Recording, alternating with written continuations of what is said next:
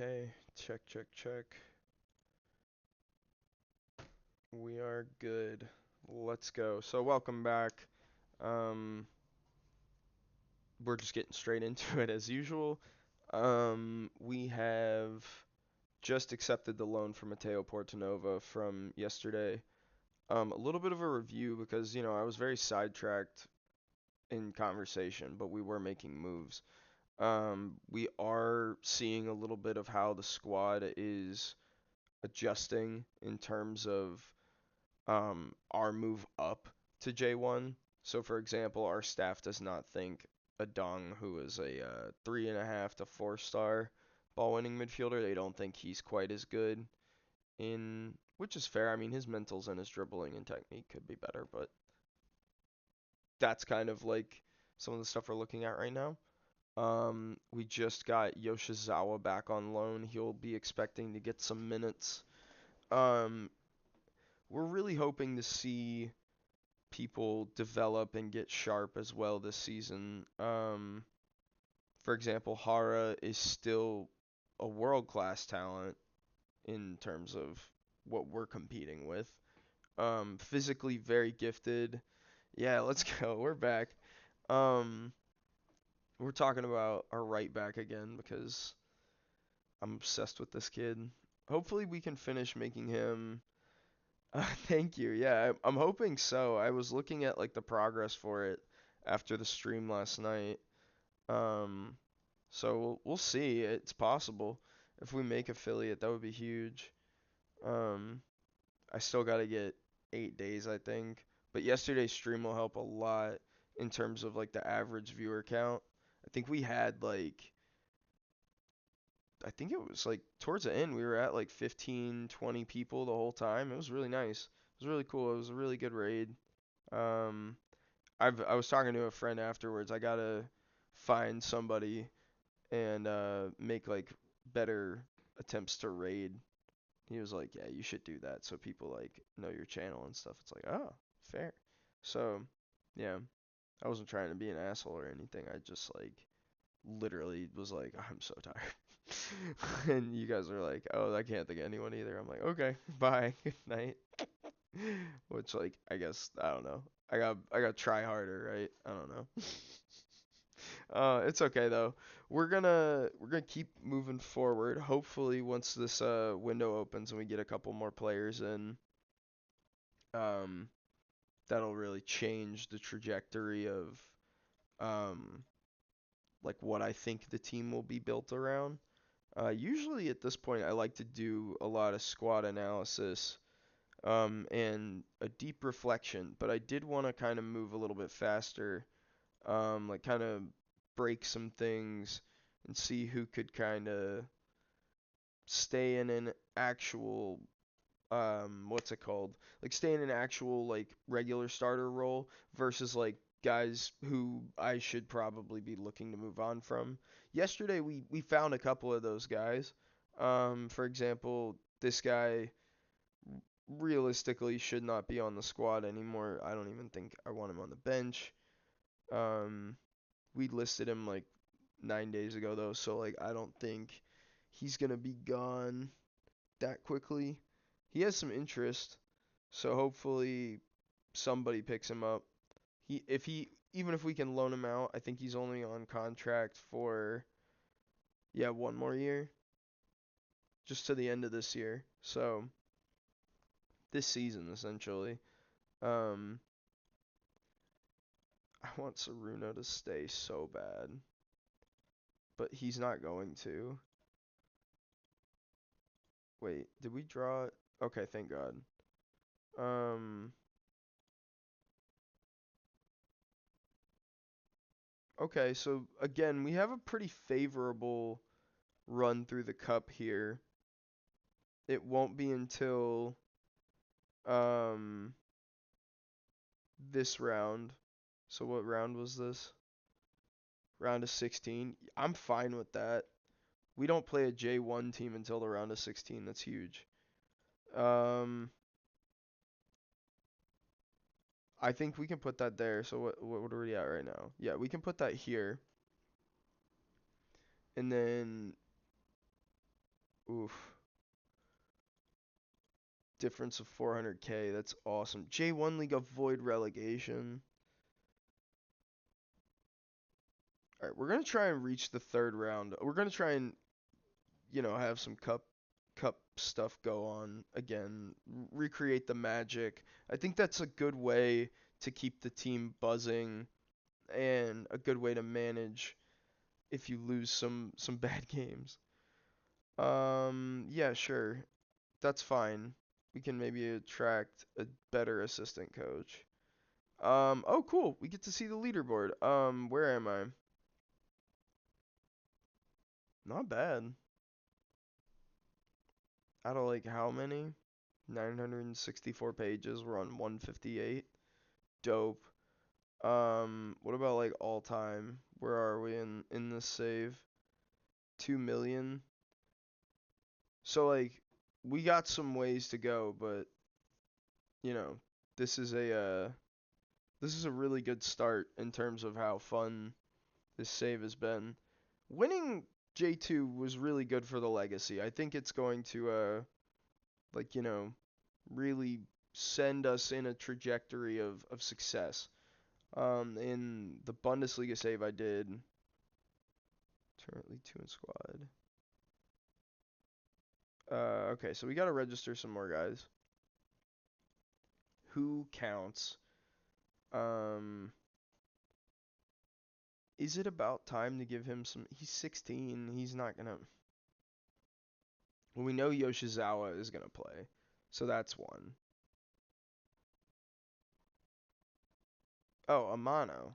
Yeah, that's easy. We have so many other players that I'm gonna want to play it. Oh my god, I forgot I moved this kid up. A couple of these dudes are pretty good. Where's Because if Amano is here, I'm looking for this guy. Oh wait, are we loaning him? Yeah, shit. So we're gonna have to register like 2 of them. This guy was playing really good when he did play up for us. He's not really fast, but I mean, yeah, here, that's 2. And then I have to register you and you. Oh man. We're almost like full up immediately. Doy's not registered. Erden is not registered, and he's no longer a U21. He's loan listed though. Can I still add him to the development list? Yeah. I hope that I hope that my GM does his job and that we get somebody back for some of these moves, but we'll see. Um Oh wow, we have to register Nishi too. Oh god. See, this is what I was worried about. We have a lot of players. Yikes.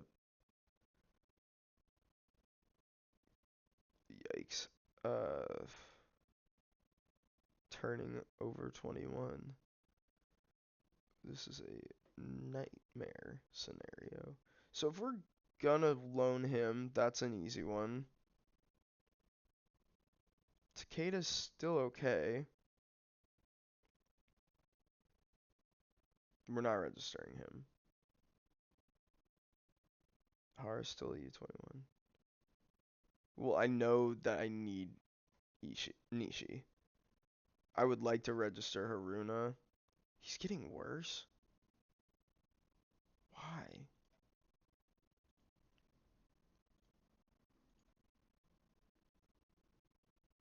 What has his ratings been in training?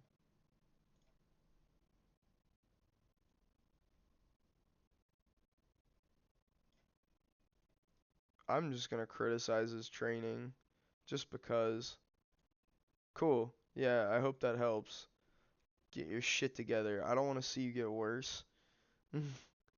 Okay, so we're going back to squad registration. This is another guy that I kind of, oh, but he's pretty good. Why is he loan listed? Ooh, such a utility player. I don't think we're loan listing this guy anymore. Did that get rid of it? I forgot. No set is set. And then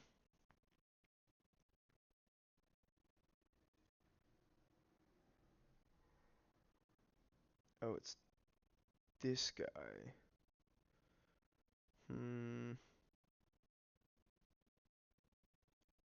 So we drop him, and now we can register Haruna. Um,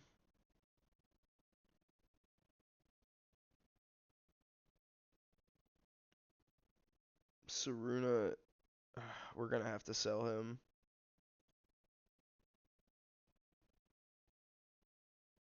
Because he's not resigning, is what he said.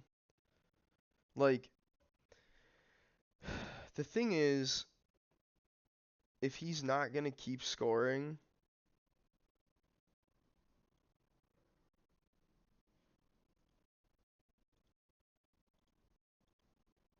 I can't have him be a drama queen.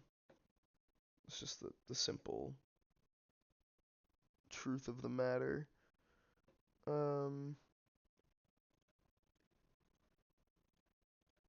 And I can't just sit there. I was PSG playing right now. That's hype. Um, welcome back, by the way. Um, I need to turn on like a game like that. That'd be fun. I usually don't get to watch the French league though because it's on beIN Sports, so it's not easy for me to get like access to it. Usually I have to do like a stream of some sort. Here, one sec. What even is on right now in terms of no Leverkusen game just ended.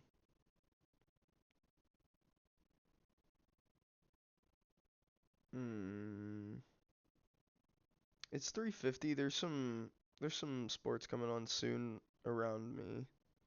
Like the Preds will get playing soon.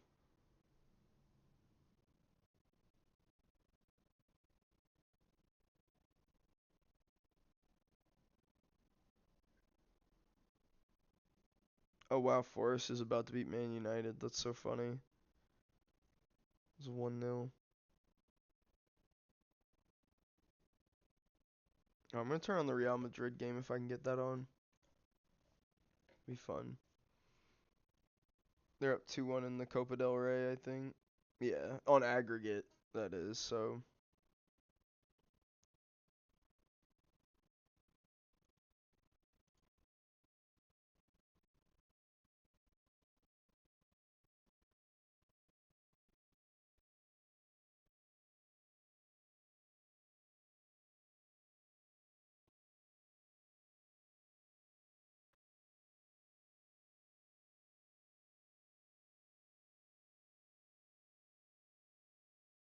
now I'm getting distracted.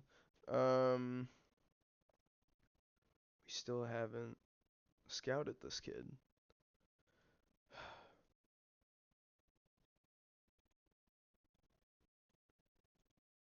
I feel like the scouting was a lot better when I told you. Oh, wow. I didn't even realize that. Don't know why they're making jokes on these. Yeah. It's really sad that that's how the FM 25 saga unfolded.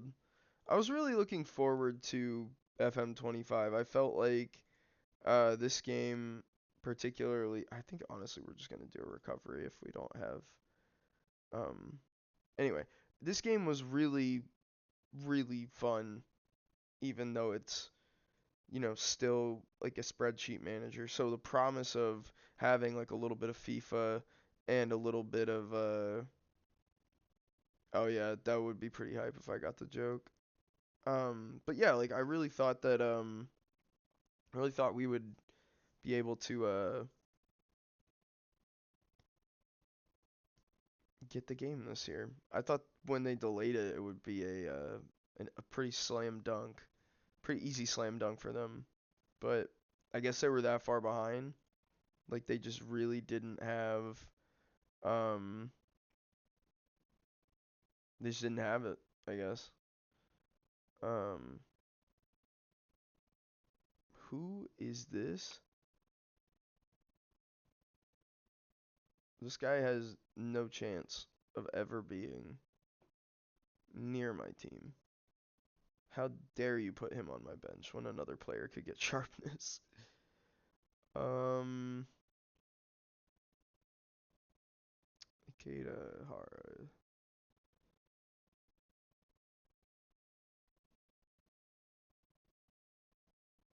Mm,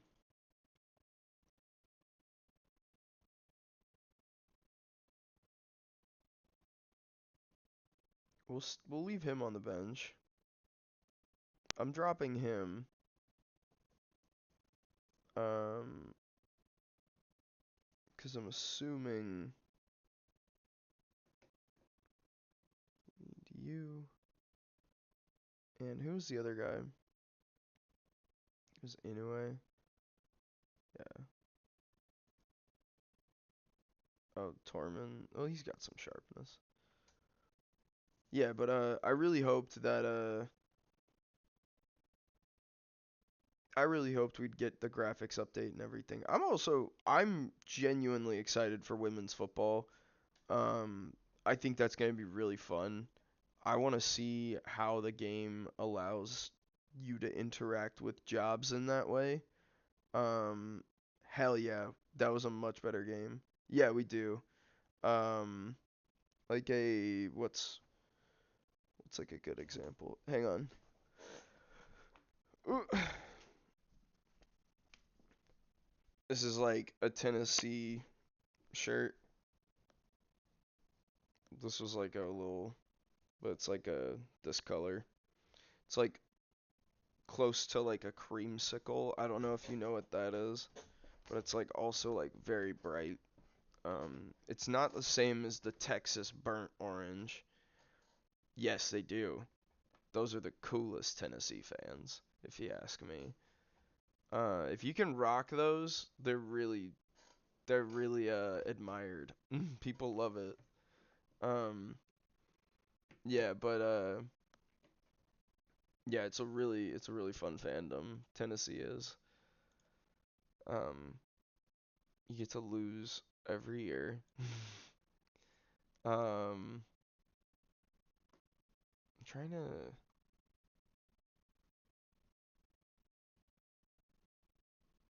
trying to work on this game over here, but I forgot that.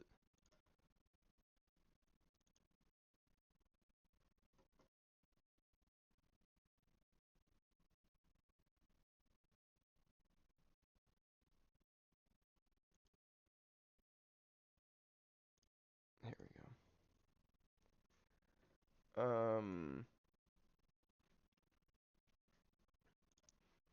Oh my goodness. Who are your rivals? Tennessee. So we are rivals with our big rivals are Florida, Alabama, and Georgia. We have smaller rivalries with like Vanderbilt and Kentucky.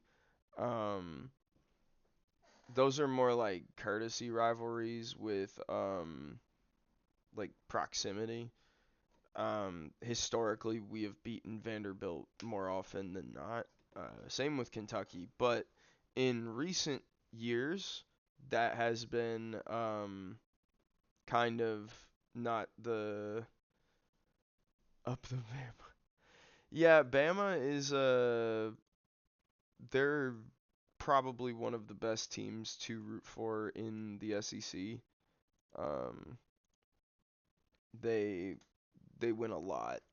They win a ton actually. Um, like this year was a down year for them, and they still like had one of like a really. We were talking about this yesterday. It's definitely Georgia. Um, he like we were talking about like uh that that team like is really good, so it sucks that they're toxic, but they're just like really aggressive and really what's it called? Delusional. Um No, Georgia the state, not Georgia the um they're upset about this guy. This is a great prospect. Yes. Yeah, Atlanta, Georgia. Yeah, yeah. They're based in Athens, so that's like a little bit further east.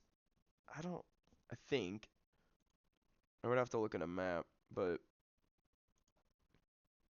um yeah. Okay, this dude, we just want him on goalkeeper defend.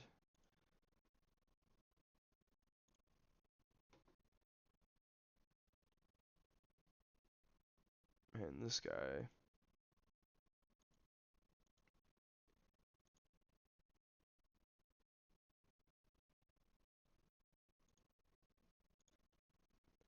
yeah, see, we're getting a new wave of signings. Green and orange. Are you talking about Florida? Like the Gators?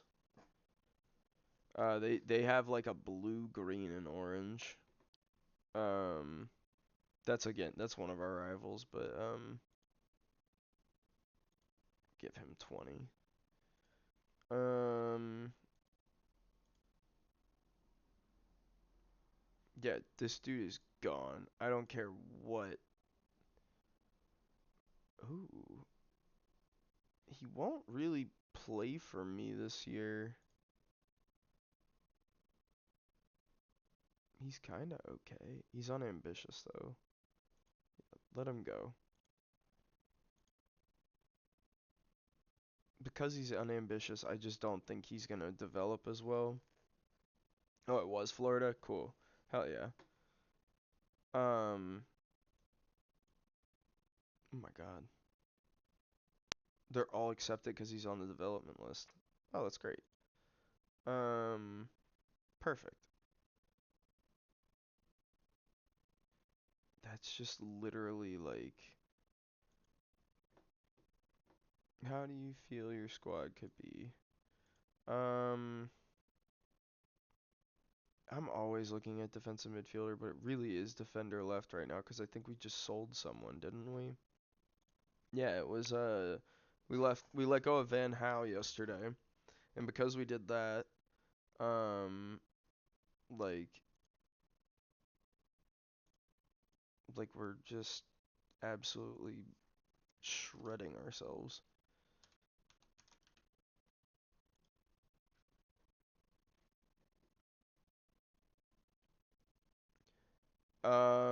What part of Florida did you go to?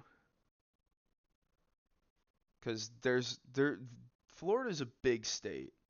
Um, and Florida has like most states in the U.S. are pretty big, but Florida has a lot of different parts and like cultures to it, if that makes sense. Um, they they just they have like the Everglades and stuff. They have Miami. They have the 30A kind of area. Um, okay, yeah, like Orlando is like not like close in proximity to Miami, but it's like closer than 30A and like or like the Panhandle type of area. Um, and that's even that like Orlando's like so much different than um the rest of what's up. And there's one city that has a long ass name that I can't remember. Fort Lauderdale or something like that. If you've been to Miami, that would be like right next to it. Um, Not registering. Yup. Look at me. I'm so good with abstract geography. uh. Oh, nice. That's awesome.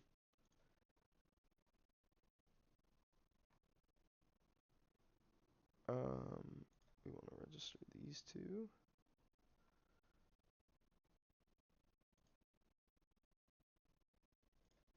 Oh, fuck. Who else did I have to drop?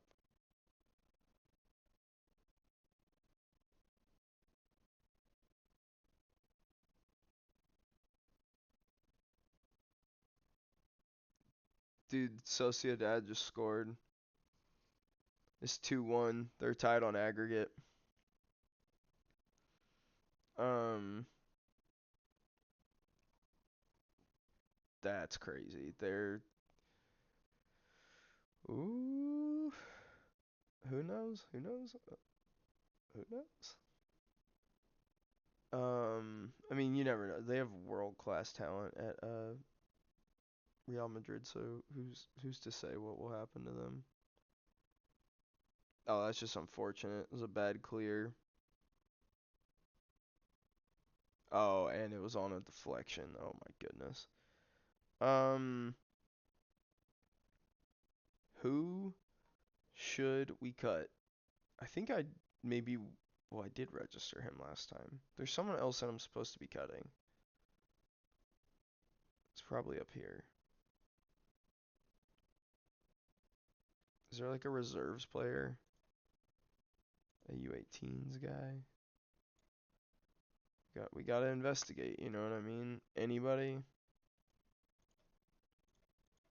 Nope. Okay. I even have not at squad turned off, so like I don't even know where they could be. Um,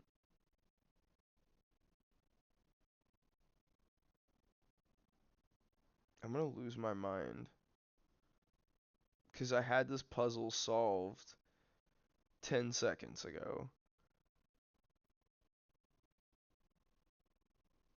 and I'm gonna make a change that's like different, and I'm gonna be so sad, and it's gonna make everything. Oh, is it you? No, it's another person I think it's Freiburg. Or they're like because you're at Kaiserslautern. The thing about the Bundesliga that's fun is like either like Freiburg, Eintracht Frankfurt, Mönchengladbach, one of those three, and then there's like a couple other ones that can like really rise. They like they're either like the best team in your save outside of you and like Bayern and Dortmund and Leipzig. Like they're like that team fighting you for that extra Champions League spot, or they get relegated season 2. I love that about the Bundesliga. It's so funny. Um oh no. Are they giving them a penalty? No, it's a corner. Thank you. Um there's so many wonder kids. Yeah, that's the thing is like the Bundesliga has such good youth intakes usually that like you you will get are those all their like new gens or like all the guys that they just start to save with? Oh, you know what? We registered this guy last time because okay, we're on to something. Remembering how I did this. They just bought real players before you did. Damn. That's tough. That is really tough.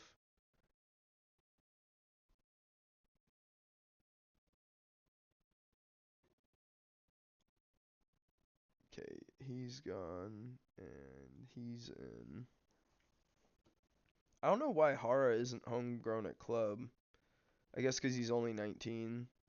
So like he'll be homegrown soon, but not yet.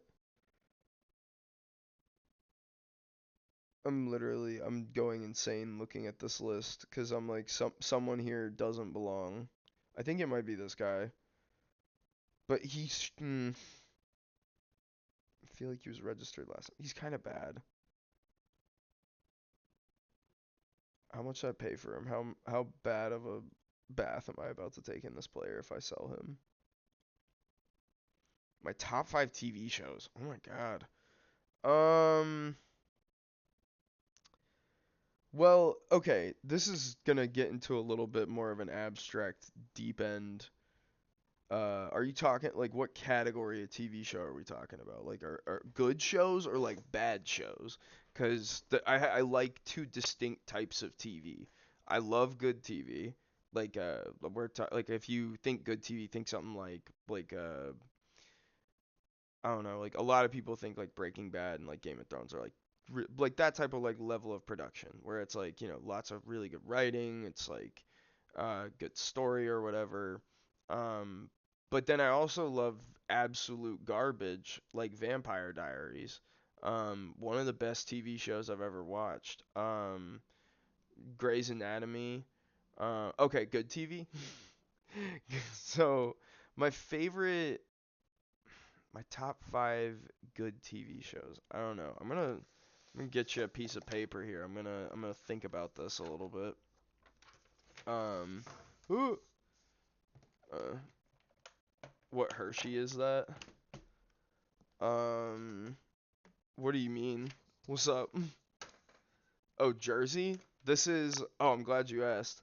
This is University of Buffalo, number 46. We got it's Khalil Mack. So we got the Captain C.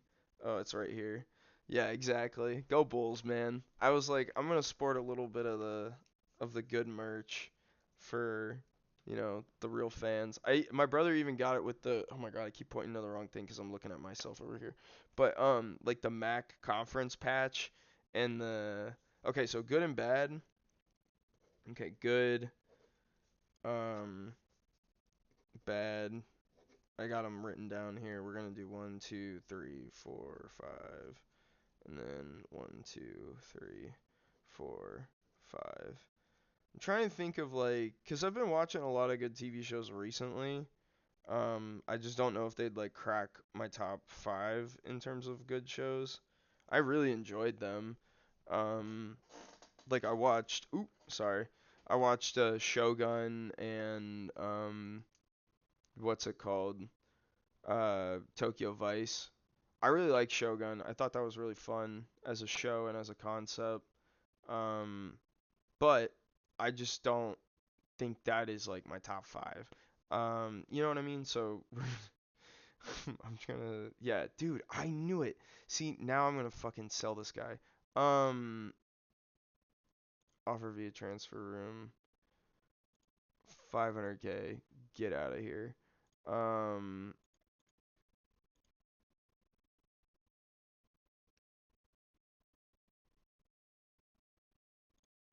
cool. I'm trying to think. Bad TV shows number one, and this isn't saying that it is like, um, no, it is. It's like these are good in a way of like it's bad TV because like there's so many things where you could talk about it and it's like this is problematic or this is like um you know whatever, but number one has got to be Grey's Anatomy. Sociedad scored again. Oh my god. Yeah, and it's not, again, I'm not calling it bad in a term of like literal um I saw it described as white woman One Piece on the internet in an Instagram comment, and that is it stuck with me. Because I've watched like 12 seasons of it, and it's amazing. It grips me every time I pick it back up. It's a wonderful show. It's incredibly well written. And the characters are what you stay around for. That being said, those characters are all crazy people, and that is bad in terms of a societal impact and what people will watch and like take away from like the messaging of like these crazy people. It's like the difference between like laughing at someone in It's Always Sunny, who's like ostensibly a bad person and the show is recognizing that, versus like, you know, seeing someone continually succeed in spite of them being a shitty person.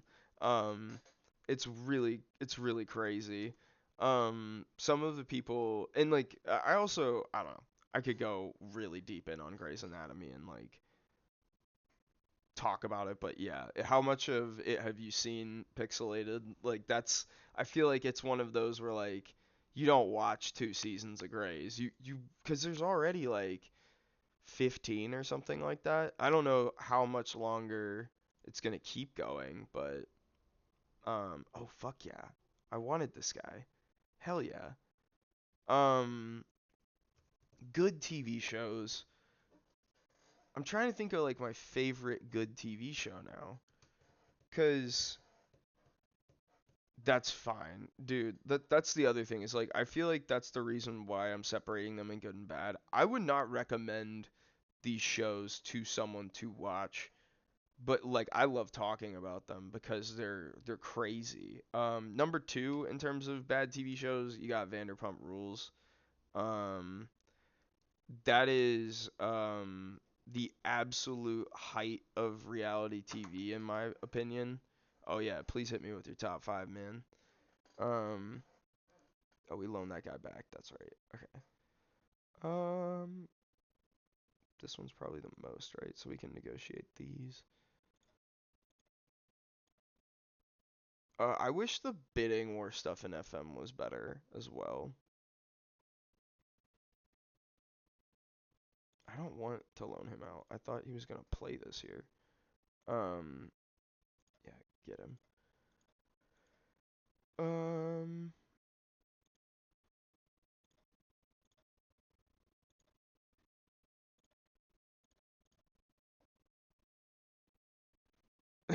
what's the baseball bat? It's so funny. I'm still trying to think of good shows though. Like Vanderpump Rules is amazing because of like again like how bad those people are. Um it's aged in a way that is very Canada's Worst Driver. What is I'm blanking. I'm not understanding that reference cuz I'm a goofball. Oh my god. Is Mbappe about to just single-handedly bring them back here? Golly, Rodrigo. They're all so good. It's crazy. Oh, no, we're not playing Pavlyuchenko.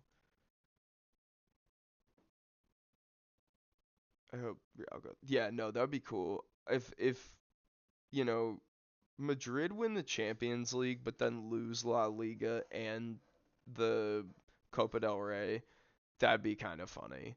Um like that would be that would be really funny. I'm not gonna let go of this TV conversation. It's gonna be a long standing issue in my brain. See this guy, alright, oh he's injured. Yeah, he can get loaned out. With low determination, we don't want him. They matched, cool. Um oh we gotta deal with this in training. Okay. I will put number yeah. So I've watched a lot of TV and stuff. I'm trying to think of. I got 1 Game of Thrones, 2 Prison Break, 3 Breaking Bad, 4 The Boys. Yeah, those are pretty good. Trying to think. Yeah, that's where I'm struggling with right now. And that's the other thing is like I would consider Game of Thrones a better show if it ended better. Um I liked my experience with it, but like at the end of it I was just like, "What's up? Welcome." Um but yeah, we're talking favorite TV shows. Um, why can't I criticize this guy? I should be able to criticize all my players at will, at random even. Okay, cool, cool. Suits. Oh my god, didn't they just bring Suits back? Like, aren't they doing a Suits LA or something? Oh my god, why did it just snap me to the bottom? We were doing good and bad TV shows. So I've got 2 bad ones right now.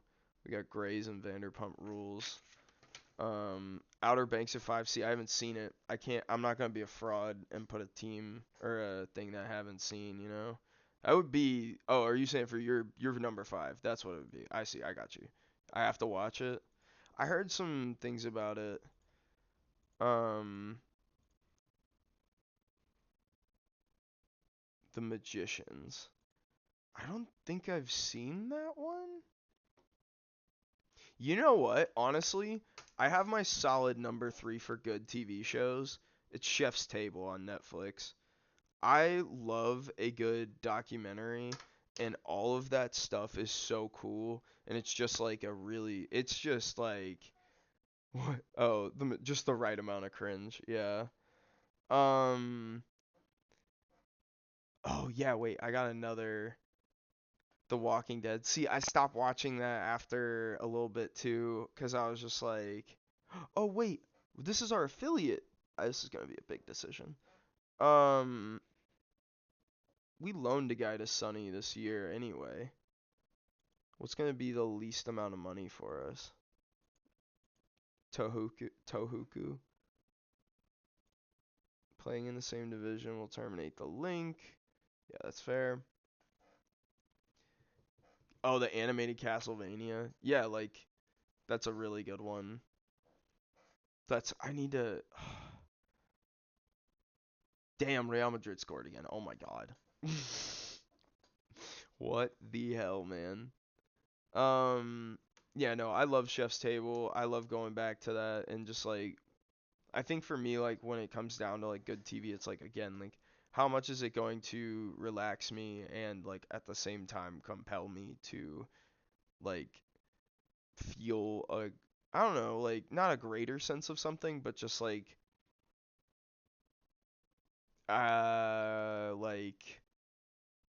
number one, this show is just good vibes. Be sick as fuck.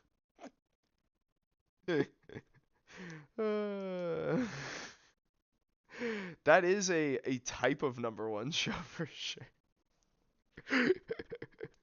I haven't seen that though. I'm gonna have to. Oh my goodness. What is this gonna do to my search history? We have no idea. Um. Oh wait, I thought of another one. Number four is probably Jujutsu Kaisen. Um. I'm not a huge anime fan, but their color palette in that show and the like aesthetic and also just like the pacing, like it's funny, it's wacky, it's weird, I love it. And also just at the same time it's really dramatic. But thank you for reminding me that this is a category of shows that I have watched. I've watched Attack on Titan. Um, that's good.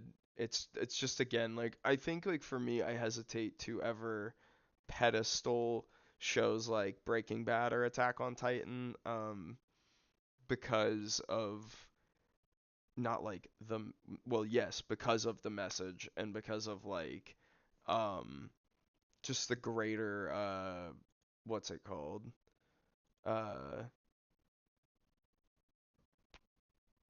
I'm trying to think like just the greater like oh this could be something else and then it's like that's brutal like the, I don't know yeah it's kind of really oversimplifying it but I don't really care to dive too much into it. See like right here this is what I was complaining about is that the new one that was talking about it's like a dude who's like being a bookie or something. It's the Volunteers. That's what the Vol stands for. Um, like, and that is Go Vols, of course. Yeah, this is like our little hand signal. See, this is like the V, the O's here, and then the L is like the pinky or whatever. Oh yeah, Go Vols. We love it. Everybody, everybody loves the Vols, as you should. Gangs? No, it's not gang signs. It's not. They got. Oh.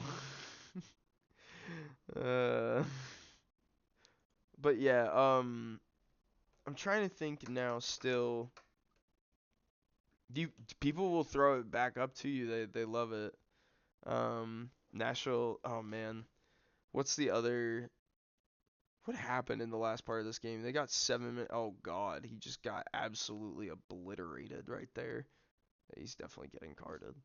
But yeah, no, Nashville's like gotta. If I go to Nashville, I'm just black out and forget. Yes. do that. I was gonna say Nashville is getting really big recently. It's like a lot of I can't put that there. It's just a lot of stuff, a lot of people here now. Um, it's not a complaint. It's just it's just so much bigger than what it was in like 2007. Knoxville. So I went to school in Knoxville, and then I lived there for like a year after I was in school, and then oh god, oh I didn't rotate the team at all. That's my bad. Oops, sorry guys. Um, fuck. See, this is why. All right. Well, we have to take over. No way, dude. Sociedad scored again. Extra time, stoppage time. They might be going. They might be going to extra time. Um, but yeah, no. Knoxville's cool. Knoxville is way, way smaller than Nashville. We sold like 1,000 more season tickets this year. That's huge. Um, I was like a free kick. Oh wow. Oh my god, what a shambolic goal. He didn't even out jump the keeper or anything, it just kind of fell to him. That's wonderful. I'm sorry, man. Yeah, I'm not trying to.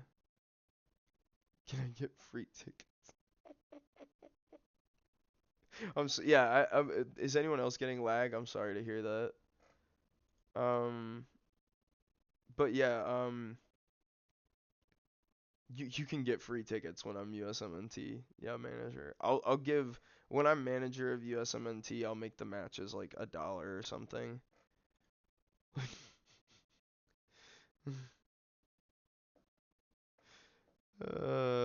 Yeah, you got it. It's a deal. Oh no, literally. Like I don't know. I'm a long-standing, especially like I went to I studied abroad when I was in college. I was in Santander. Oh yeah, we should be. We should be terrified about the World Cup.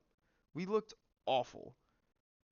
Um, yeah, I mean there will be people here that will fill the stadiums, but like the problem is like it's not like having the World Cup in any of the other places they've had it. This is a different logistical challenge. There's not anything. Yeah, well, so that, and then also like there's no real infrastructure for people to get. Like there's planes, you can fly places, but like it's just like I don't know. Do you get what I'm saying? Like yeah, like how especially with how they spread out this this kind of World Cup, it's not like one area or city is hosting it. There's like matches in LA, there's like the final is in New York, like I don't understand. Like yeah, I mean that there's that, right? Like it all makes sense as to why they made more teams, right? Like cuz the more countries that watch, the more they can sell it. But yeah, like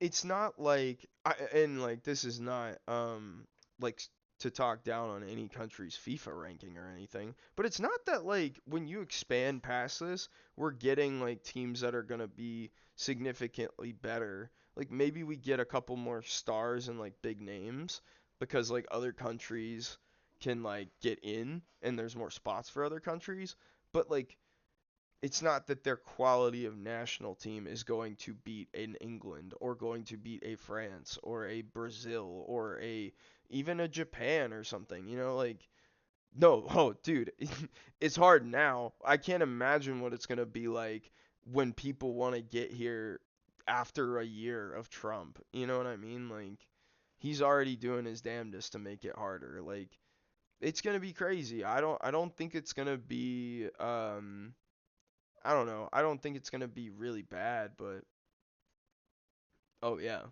oh yeah, oh yeah, oh yeah. I'm sure people from the UK will have zero issue trying to get in. Now, you know, no, you don't need a visa to. Well, I don't know. It depends how long you'd want to stay. Like if you're staying for the whole World Cup, I don't know. I don't know how the immigration laws work in that way. I'm not sure how they would try to enforce that either, or what they would say about it or whatnot. Less than 90 days. How long is the World Cup? Let's look. It's in 2026, right? It's coming up. Yeah. Da, da, da, da. Yeah, no, I'm terrified though for the US. Yeah, yeah, I understand that. Like, why would you want to go to the US right now? It's not like really stable. Um, Dude, you should have seen. I'll put a link in the Discord another time when I post this article about it. But Tennessee is trying to like really crack down on some of the like their immigration stuff. And one of the ways they're trying to do that is they've made a new literal position in our government appointed by our governor who is supposed to like oversee the deportation efforts of people in Tennessee. It's terrifying. Like we don't have a match in the World Cup, but we're not the only state government that's doing something scary like that. There's no oversight for some of this shit. Why do we want to do this to ourselves? Like I don't know. It makes me sad. It makes me upset, but at the same time, I'm like, oh yeah, no, exactly. It's exactly by design, but also like they mm, I don't want to I don't want to spoil my what's it called good take for later, but yeah, like it's just frustrating, you know? I don't have a clue about what you said, but it sounds bad. Yeah, no, it is bad. I mentioned a couple of times yesterday that I'm really gonna work on trying to get my blog and stuff up. So like, whenever you want to check that out, I'll be posting stuff about that in the Discord. I'm sure I'll figure out a way to do like an email subscriber thing, and there will be like this is like a part of a larger conversation that I want to have on there about like the the kind of way that you get to this in politics and the way that both like population apathy and betrayal by the state government has become so common that we really don't like there's a level of political fatigue and burnout in Tennessee that is like you have to meet them at such low standards where you're like, hey, like this is bad and horrible, but also these guys can't take care of the roads either. And they're like, I know, right? And like that's all they can relate to you on because it's like they've been doing the Trump cycle of pouring on and on all of the bad news stories like for years. So it's like it's hard for people to keep up with stuff when there's not a national media overseeing it. And there's like I empathize like cuz I don't think it's not even easy for me to keep up with it, and like I have to dig and find things, and I wish more of them did. If that was it like if that is the question, he's a really divisive person in America, of course, but um he has his starch supporters, and like those people are just fascists at this point. Um because there's no other way to really talk about them. Because like if you're still supporting Trump past this point in 2025 with all the things, yeah, exactly. Sadly, not as many that should. That's a great way of putting it. But yeah, I love the emoji for that. Show fascism the red card.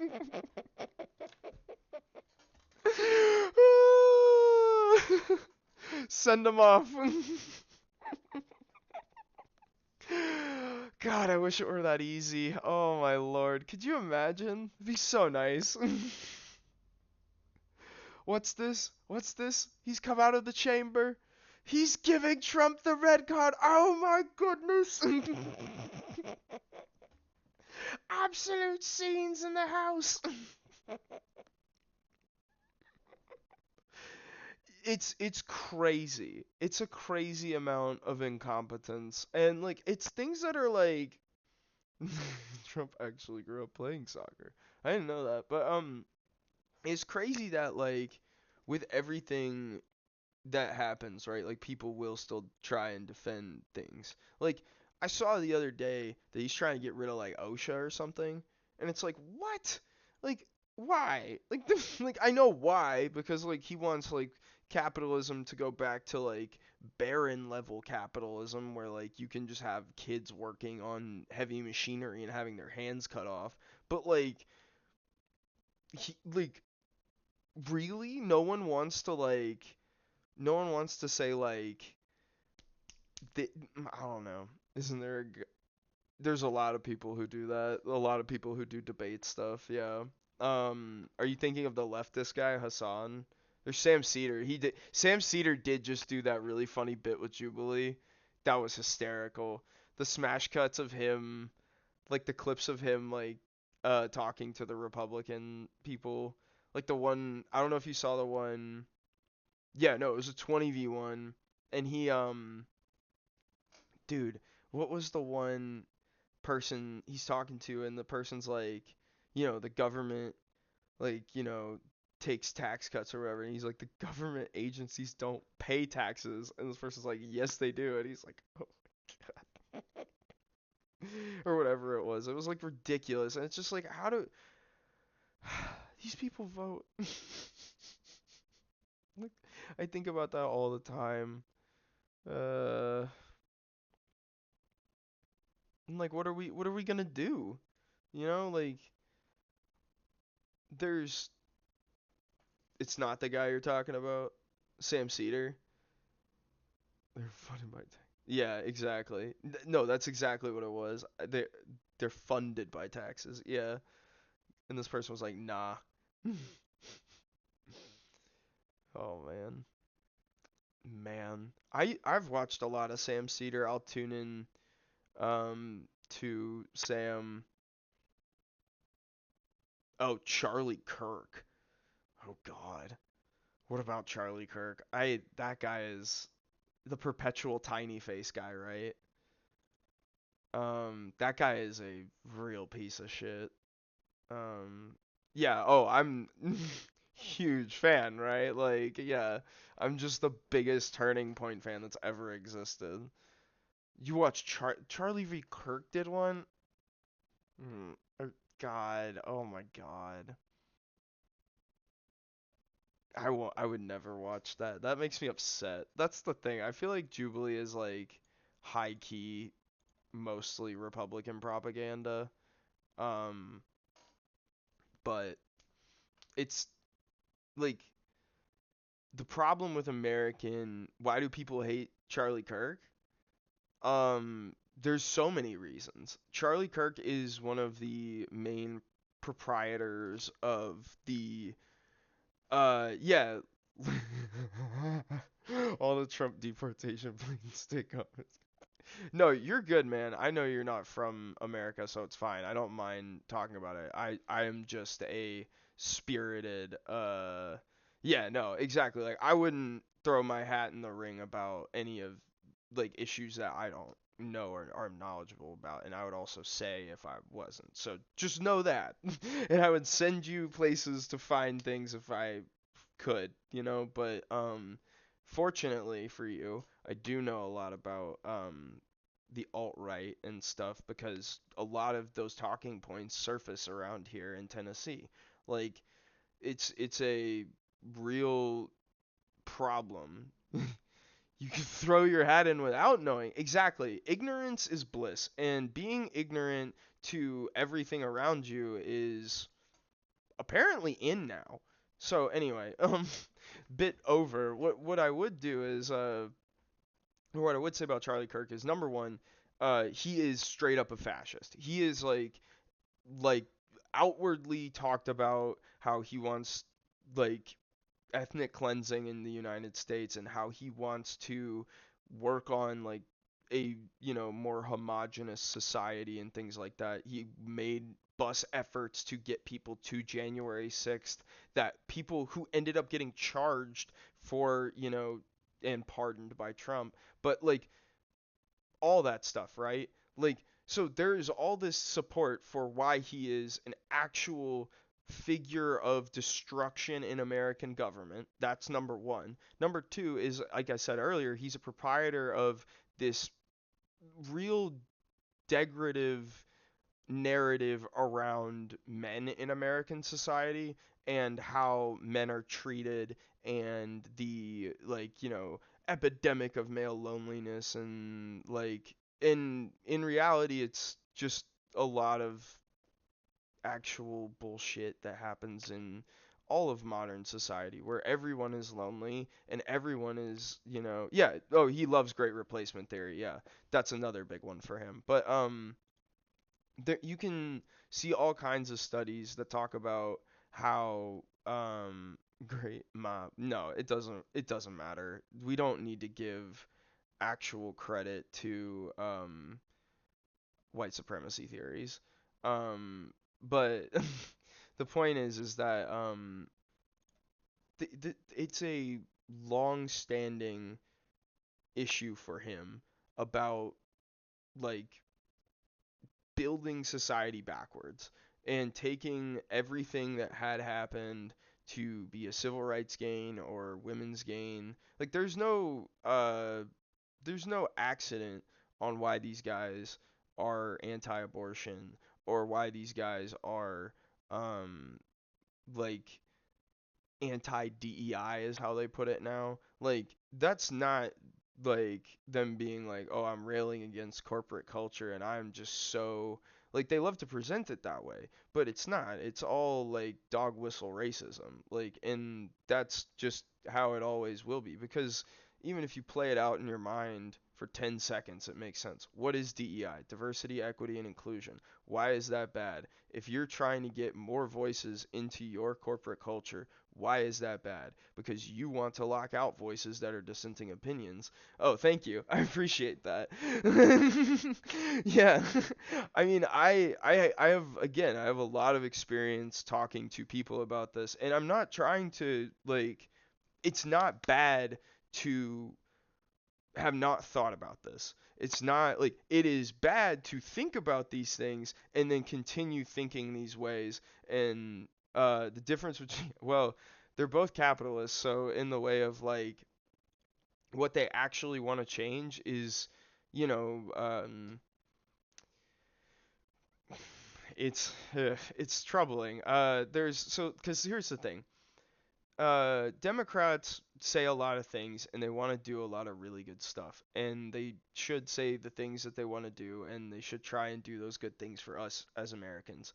They don't actually, and they struggle to have a backbone, and I was watching a YouTube video that kind of talks a lot about some of my problems with the modern day Democratic Party, where he kind of talks about how there's this vibe that they want to go for of bipartisanship and building all of us together in, this big tent party.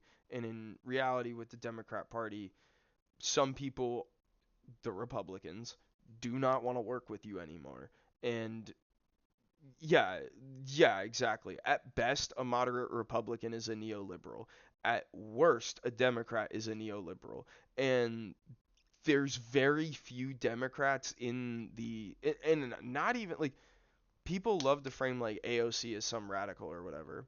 It is split in two, but like there's still a lot of, because of how the Democratic Party is, there's a lot of different people inside of the Democrat Party that have a lot of different opinions. Like I don't know if you've heard of like the Squad, but they're like considered the leaders of the more progressive wing of the Democratic Party, and they're even in what they are allowed to advocate for and the bills that they're allowed to pass, it is watered down to what we need and what needs to be addressing in society right now. Because that's what they can get through, and it's not their fault. But that's what they can work with. Like Pixelated said, neoliberalism has taken over the Democratic Party. It was one of the major issues in the election, in the run up to the election, with trying to pay dues to Joe Biden and allow him to just keep running. When clearly that was not the best option. Um, but I digress. We're gonna put on some youth players and let it sing here. Um, the issue is the electorate. The people who vote think the U.S. is split in two. Yeah, there is there's a lot of merit to that as well. Because I think like realistically, what you see, especially like last election, was like with how bad the Democrats botched like their whole.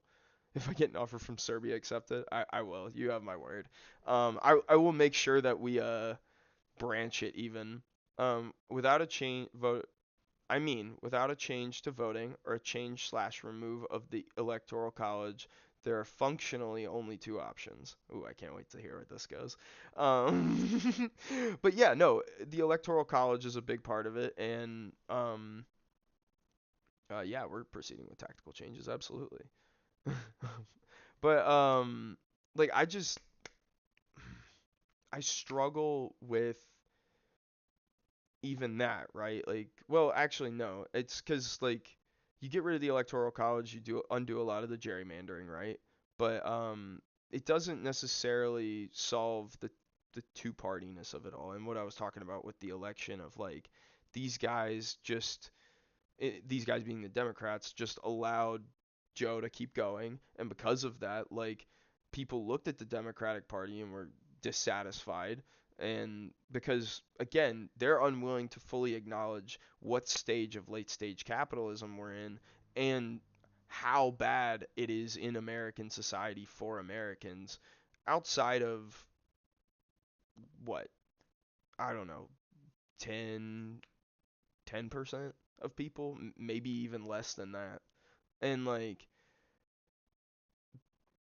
it, the problem also becomes like ranked choice and things like that, where it's like, how do you then get people to say like Capitalist Realism by Mark Fisher? I'll write it down. Um, I love books, so yes.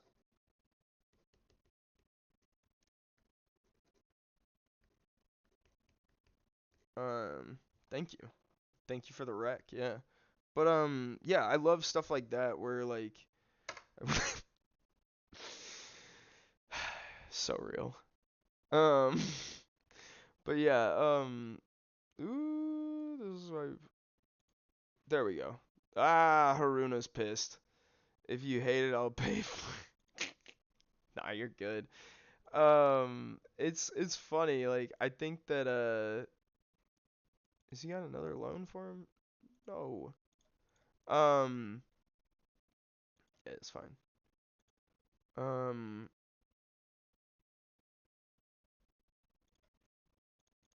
oh, he didn't like that at all. It doesn't matter. He's leaving.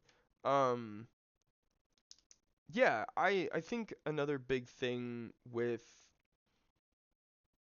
the when you're talking about Democrats and Republicans, like what's the difference? Democrats, not to just fully shit on them, like to give you a bigger, better picture, locally there is a larger issue that I have with them. Democrats as a strategy see only margins and they only want to see like this like picture of what you can win. For example, there was a lot of focus during the election last year on the swing states and what was and wasn't considered a swing state, right? But the thing that is frustrating to me as like someone who doesn't live in a swing state, I always feel like there's not enough investment being thrown our way to make us a swing state. this is a horrible state to live in under Republican rule. They're doing everything they can to make sure of that, and they're doing everything that they can to make it worse and enrich themselves. When um, when Trump got elected, Bill Lee made a shit ton of money because he owns a bunch of private stock in Core Civic. That shouldn't be allowed. Our state is allowed, and as I mentioned earlier, our state is gearing up to further militarize its government, lockstep with Trump, and then like fully go down the rabbit hole of building more private prisons. Like, it's terrifying. And to then see all of that stuff and to hear people, be like, "Oh, well, you're just not going to you're never going to be able to see the return of investment on a state like that because the people are lost." It's like you can't say that. You are like the problem with Democrats, and it is like not like the messaging, it's that they've been beat on messaging and don't want to adjust. Whenever something that they use as a term becomes, like a Republican paraphrase of like something that it is not. They keep using it, expecting it to just like resonate and resonate. And it's like, no, they're not gonna listen to that. You gotta describe it and get them to agree to it and that. Like you can't just be like, oh, we want to continue saying like DEI or something. That is what they think is a racist thing that they're fighting against. You got to talk about like you shot like use Christian things or whatever in the South, like love thy neighbor or things like that. Like it's rhetoric. It's all about messaging in that sense. But also when ugh, when they do have power, they didn't actually do anything to help because they couldn't keep their party in line. Because we had people like Kirsten Sinema and Joe Manchin who, like you were saying earlier, neoliberals who are bought by lobbyists and just want to collect a check and go into what's it called? Yeah, amongst the biggest issues with Democrats is they're so out of touch from the rest of the country. Yeah, it's the thing about having all the celebrities go on tour about why the Democrats are the best. And like and then being the talking point of what Republicans are saying about like, oh yeah, you're the Democrat elite or whatever.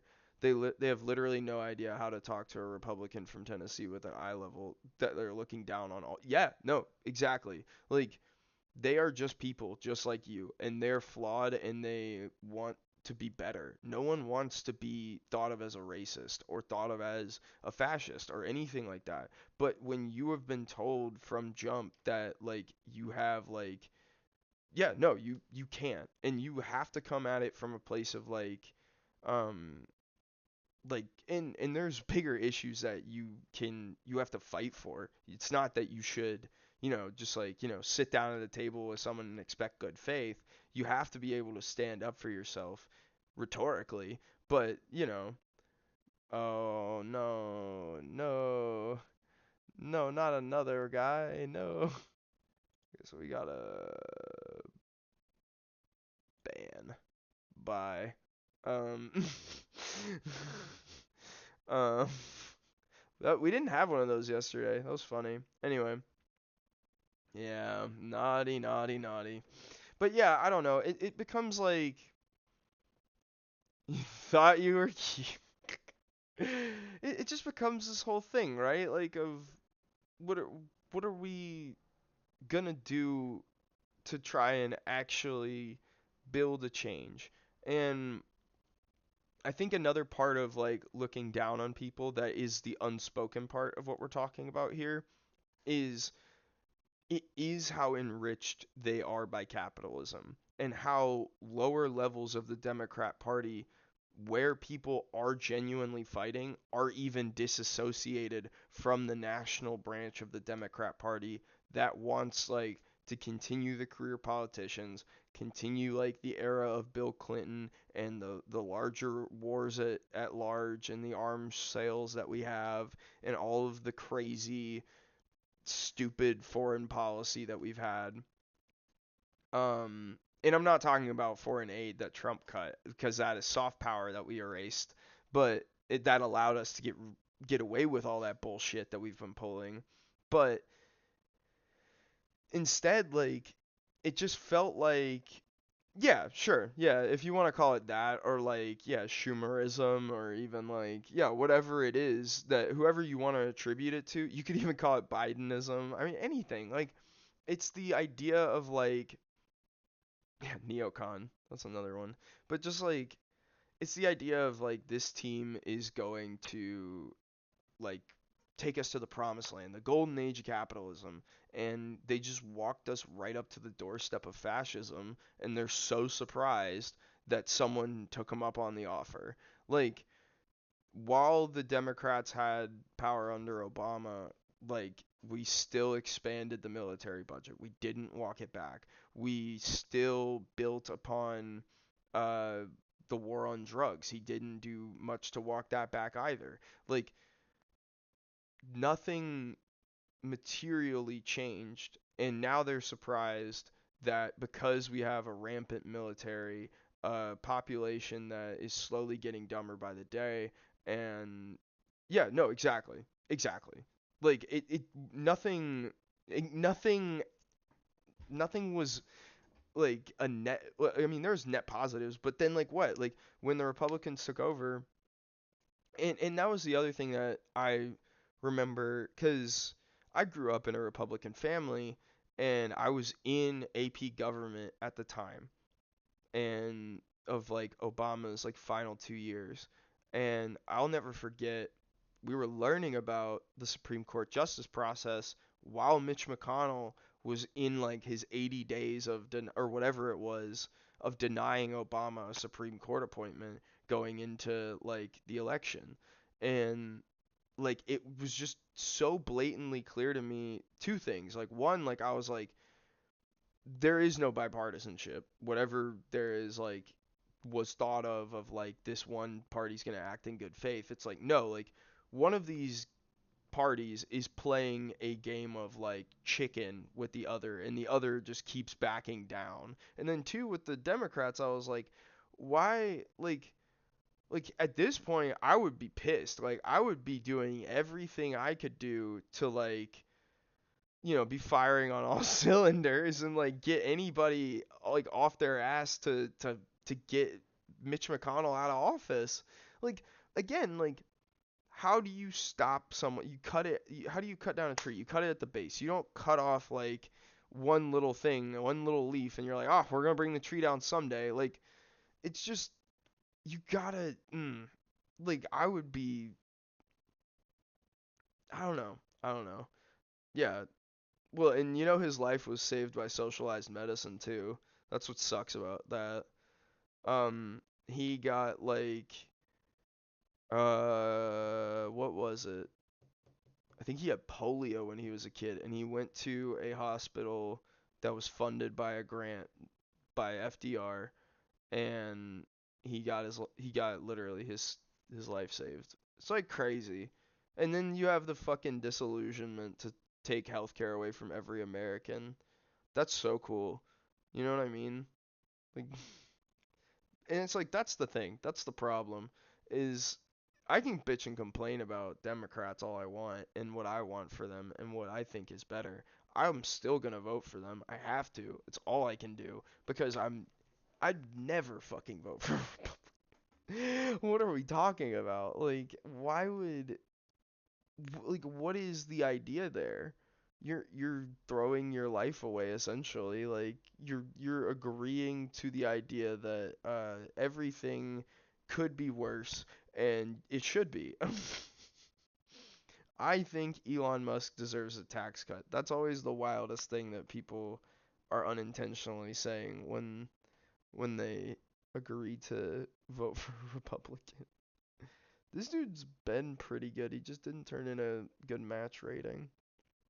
I've been moving so slow since we've talked about this because I've just not been focused at all, and I need to sign. Well, I can't really even sign players. I have to sign young players, not for sale. Oh, because he's on loan. Um, But yeah, I mean, it's all kinds of things when it comes to politics. Like it can't just be um one specific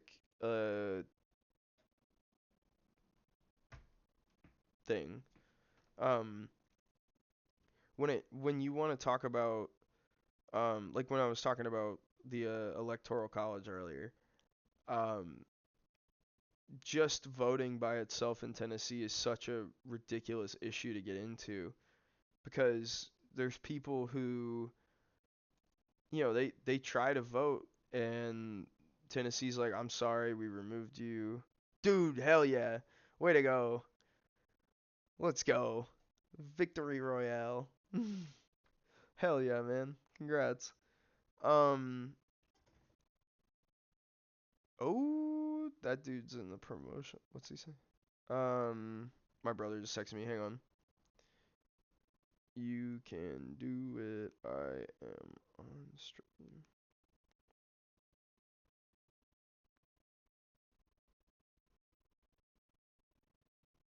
Um,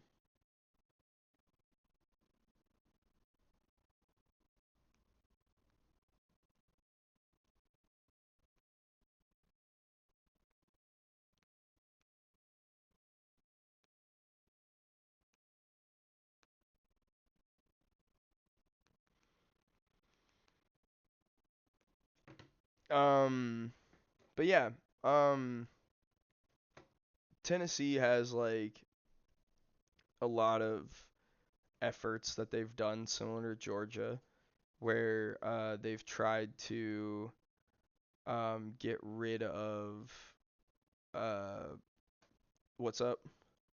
You get me? About like, yeah. Sorry, if you want me to chill, I can. I can go back to talking about Football Manager or whatever, but um, I'm just I'll get invested in this all the time because I care about this. I do want to do more. Oh, I got you. Okay, good. Um, God, this is gonna be a horrible deal if it's only 105K. Only, only $105,000. Um, but yeah, like I wish more people in Tennessee cared. Um, I wish they realized run for office. Run for office, yo. My family in Colombia comes from conservative farm country, so it's really hard for me to go against the anti-left things they've been raised on. Yeah, yeah. I empathize with that.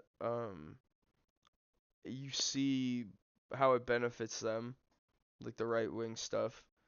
And when that is so clearly a benefit to them and they see it as that, it's really hard to convince someone in that setting or situation that they want to be better, different for, um not too dissimilar to Tennessee. Yeah. If things go at the rate they are, it might get bad enough to experience why it was there. But like why do they have to do that?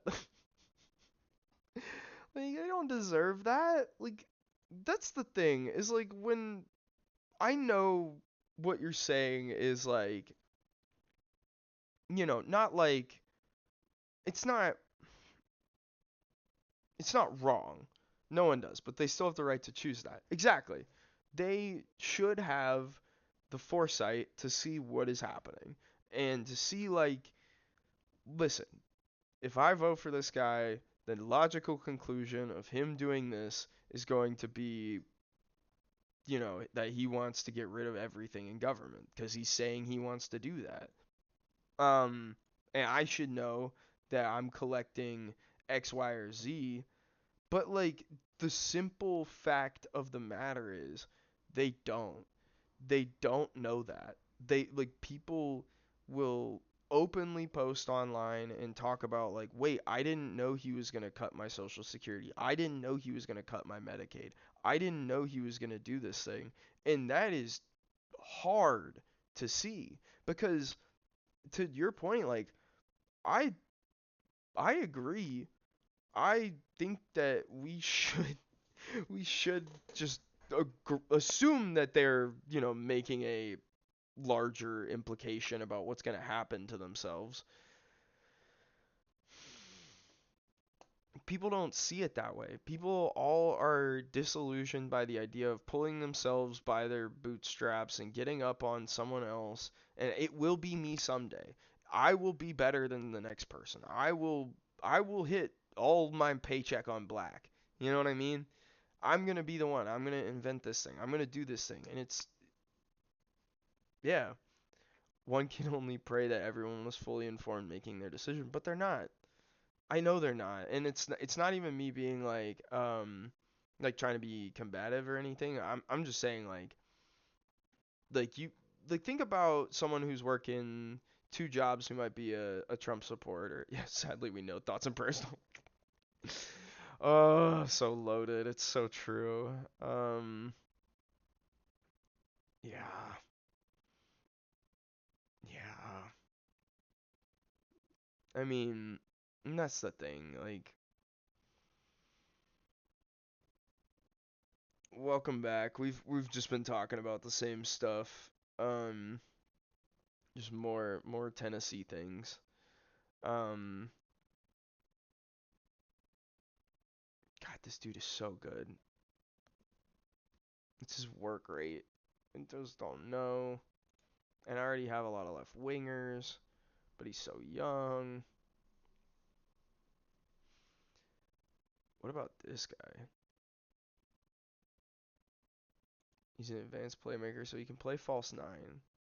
We need a striker still, cause Saruno is gonna leave me, cause he hates me.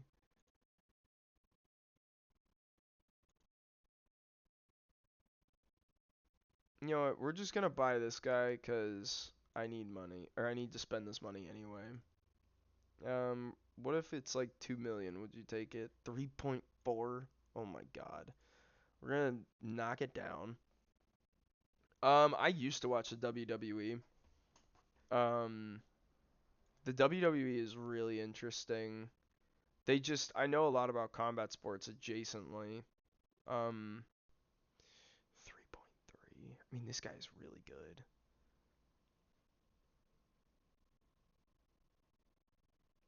It's gonna be a total cost of 4? Dude, I'm not paying. How about this? I'm removing that. I'll give you 750.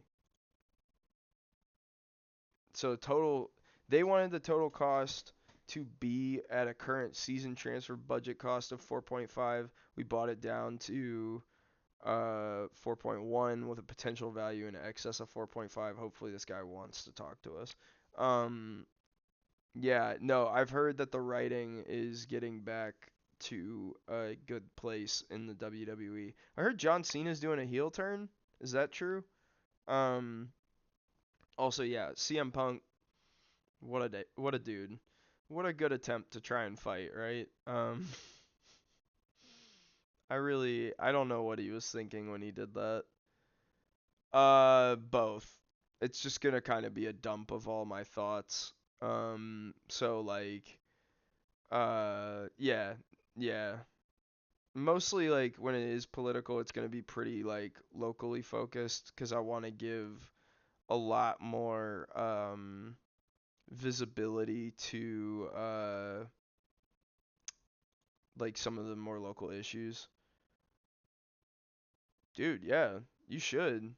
Soccer stuff is really fun to write about in the larger sphere of like sports media right now in America because there's just not a lot of people doing it compared to like however many people start a football podcast or however many people start even like a hockey podcast, you know what I mean? Like um there's a book I want to translate into English. Ooh. What book is it? I'm not bilingual, so I can't do anything cool like that. Jey Uso won the Royal Rumble. I didn't see. I wasn't watching when Jey Uso was the Kuwait guy. Where is he? Here? This guy? He's pretty good. 17. Oh, he's a perfectionist. Oh, what's that book called? Is there an English translation or no? That would be really cool. If you did translate that, that would be really sick. Um, dude, he's low key pretty good. Where would he fit in on the depth chart? Oh, the English translation is bad. Um, do you know why? Or like soccer and sun and shadow? So you're giving me all the good books.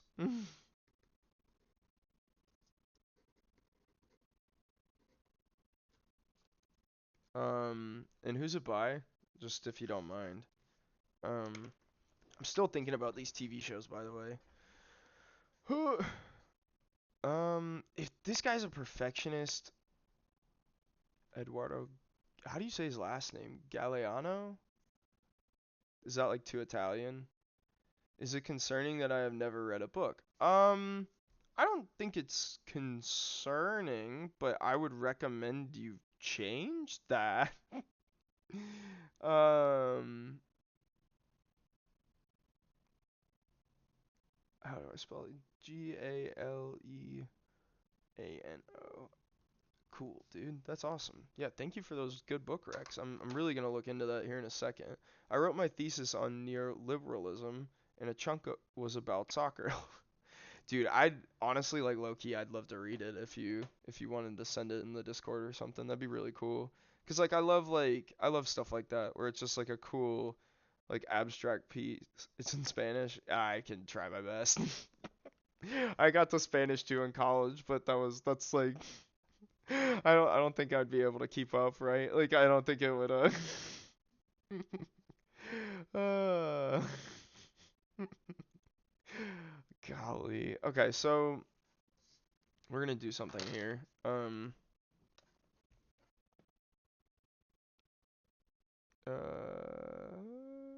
I can't go to that game on Saturday.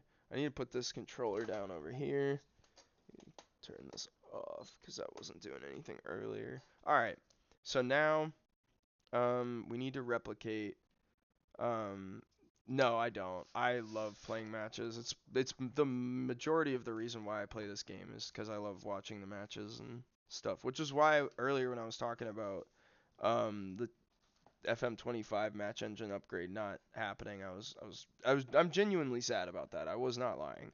Um, okay, so we are going to make our we're going to talk and make our next year planning sheet. Actually, we don't even need to. I'm just going to look at the tactics really quick. Um yeah, I mean, I could simulate the matches if they were going to, you know, like take a little bit less time, but I'm not really concerned with moving super fast. Um okay, so we can only play 5 foreign players in the match squad. As of right now, we would be starting Dong, Keita, Tormin, and probably Dong Han. We also have Portanova at right. See, that's the only reason why I don't want to sign the other guys because I have this guy on loan. No. It's not that the match engine isn't happening. I was talking about just that we didn't get the game. You know, like that it's not coming out this year. Um, that's more of what I was talking about, not the yeah. Yeah. No, we're still getting it. It's the whole reason why uh can I if I buy. Yeah, that's what Saud was saying earlier, that we had like an April Fool's joke somewhere.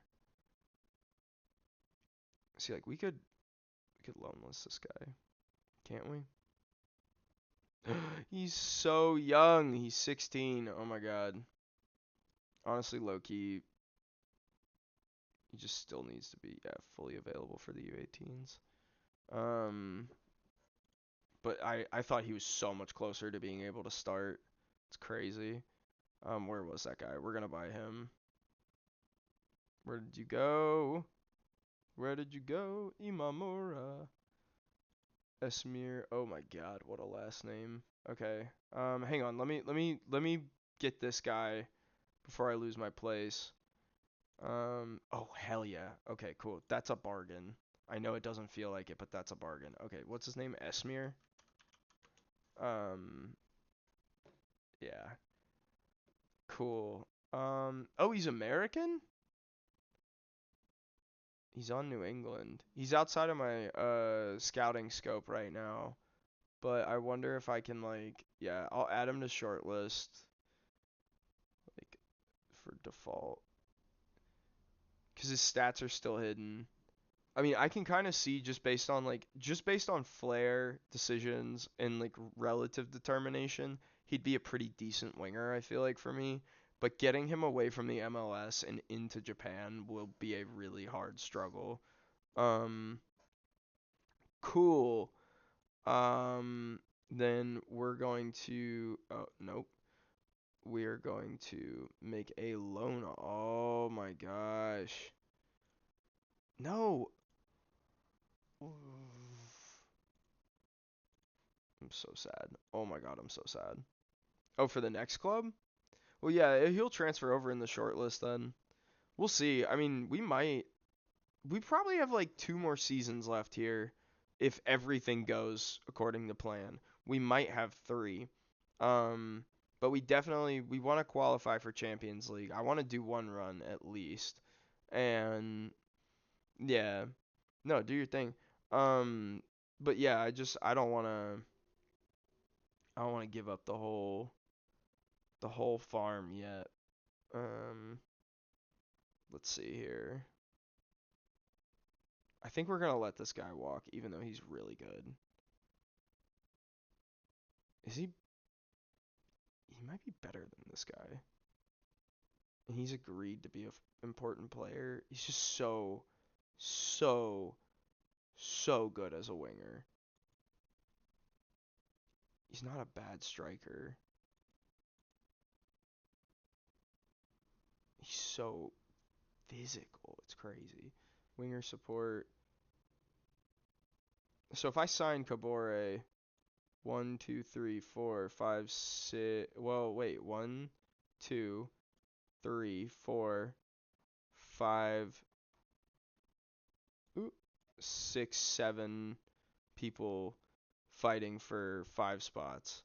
What kind of contract would he want? Approach to sign. He wants to be an important player. I would want you to at least be a squad player. Huh?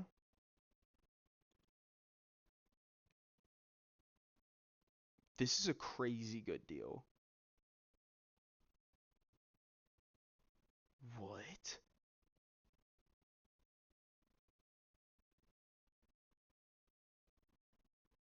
I'll give you that after 10.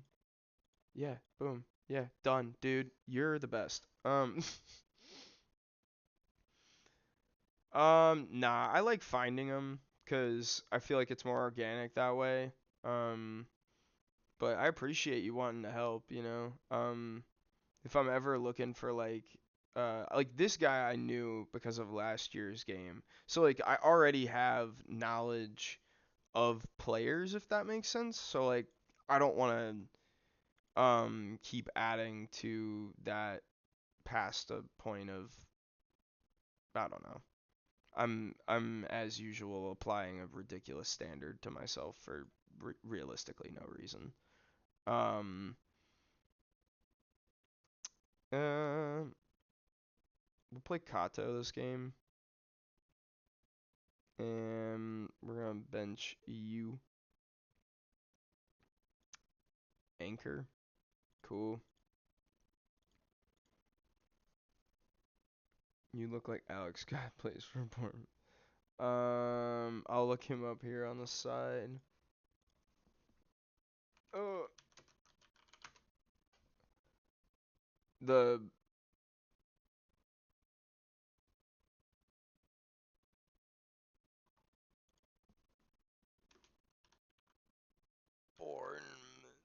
This guy?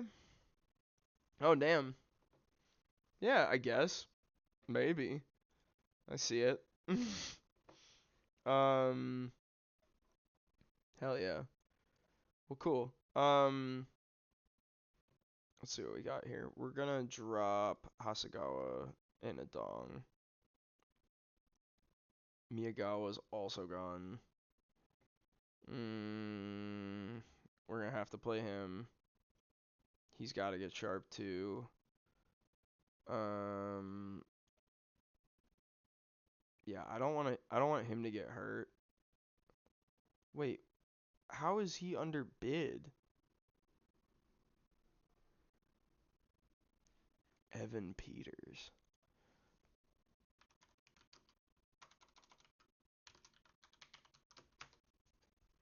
Oh damn. All right. Thank you. Appreciate that. Um. um. What are we gonna do about our strikers? We're so bad. Okay. Winger support. He's gonna get benched.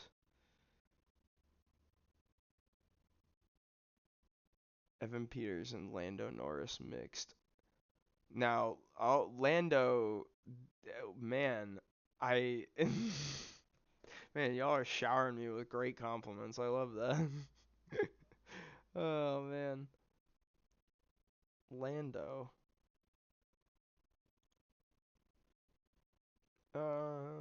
We'll say when you're playing in this spot, you're gonna play ball with midfielder, and this will be Lai. Oh, he's already sharp, so you're gonna start this time.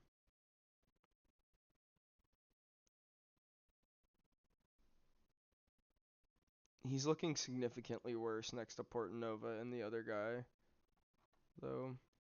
I might try and negotiate down his playing time. Oh, wow. Yeah, Madrid ended up winning.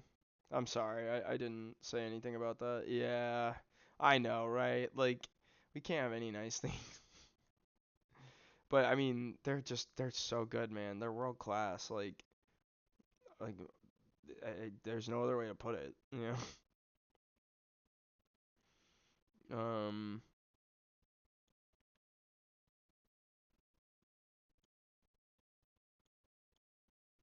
Mm, um,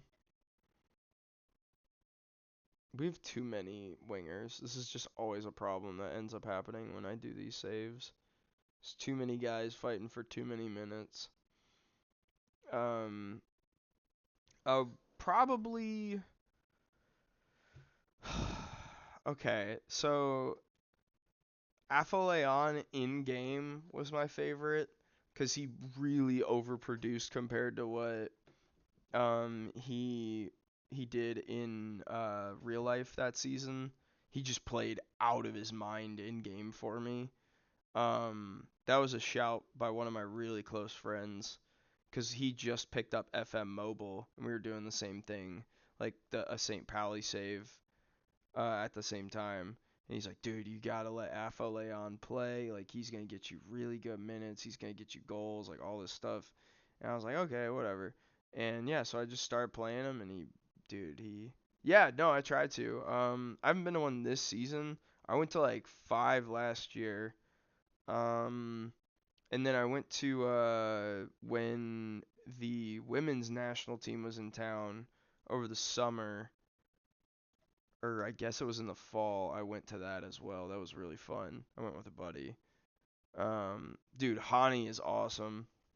Depending on what year we get to another, like if we get to Serbia, oh, I will be DMing Hani Mukhtar. That's for sure. I'll be sending him one of those transfer offers. We'll see what he wants to do, especially if we get into Champions League conversations. Um, but he will not come to Japan. There's no way. Oh, when did you do that? They're pretty good too, right? Like Colombia. like the women's national team. One of them grabbed my phone from the field and took a pic with me and my dad. That's so cool. See, the women's games are so cool because their fan interactions are so awesome. Like they're really nice to talk to, um, like as athletes and stuff. Yeah,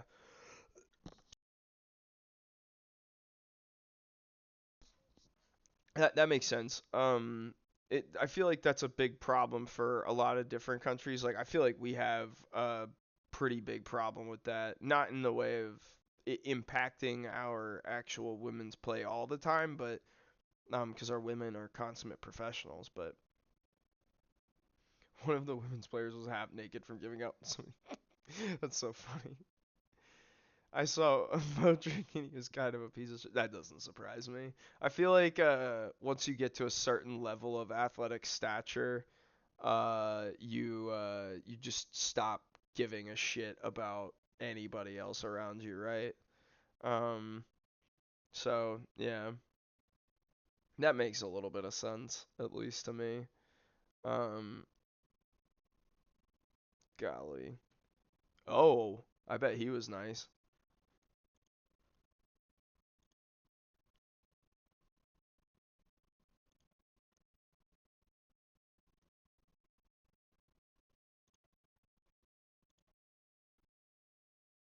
Oh hell yeah. Thank you for posting that book in there. That's huge. Just gave it a fire emoji because I'm sure it's gonna be fire. It was after a U.S. Open Cup game he lost. Yeah, he was pissed, but he still took a pic. Yeah, that's fair. Drogba was really good. Hell yeah, hell yeah. I feel like it's also contextual of when you meet people too. Um, like retired players are the best. Yeah, 'cause they don't give a shit anymore. Like I feel like in season and stuff like they're busy. They're doing all kinds of stuff. Like I don't blame them for being a little bit jaded. Oh. So funny. There's like all the story that LeBron tells about him being back in Cleveland and the two guys wearing the like like I'm mad LeBron left shirts or whatever, and then walking up to me and being like, "Oh no no no, we love him." He has weird toes. Interesting. I've never perceived LeBron's toes before. Um, I don't really care to. Yeah. Search it? No, I'm good. No, I'm good, man. I'm sure it's because he played so much basketball, you know what I mean? I'm sure his feet are fucked. Like, lay for the goal. Let's go. We're trying to build some confidence for him. But yeah. Yeah, Alex Muyl is a workhorse, man. I'm glad we hung on to him. He's a really flexible player. He can play a lot of different positions too. So like it's really good to have guys like that on the roster. Um oh, Lei, two from the spot. What do we think, guys? Yeah, we're not gonna have Schaffelberg by the end of the season, I don't think. I bet Schaffelberg will get picked up by like some smaller European club. I'm thinking like a perfect spot for him would be like Belgium. Like if he got to like an Anderlecht or God, what's that team? Like Brugge, like something like that. It'd be a great launching point for him. Or even like, dude, go play with Alistair Johnston at Celtic. It's the two Canadians, man. They'd have a blast. Um, but yeah, he's fast as hell. I love him. Um, huge, huge, huge, huge. The offense is starting to click again.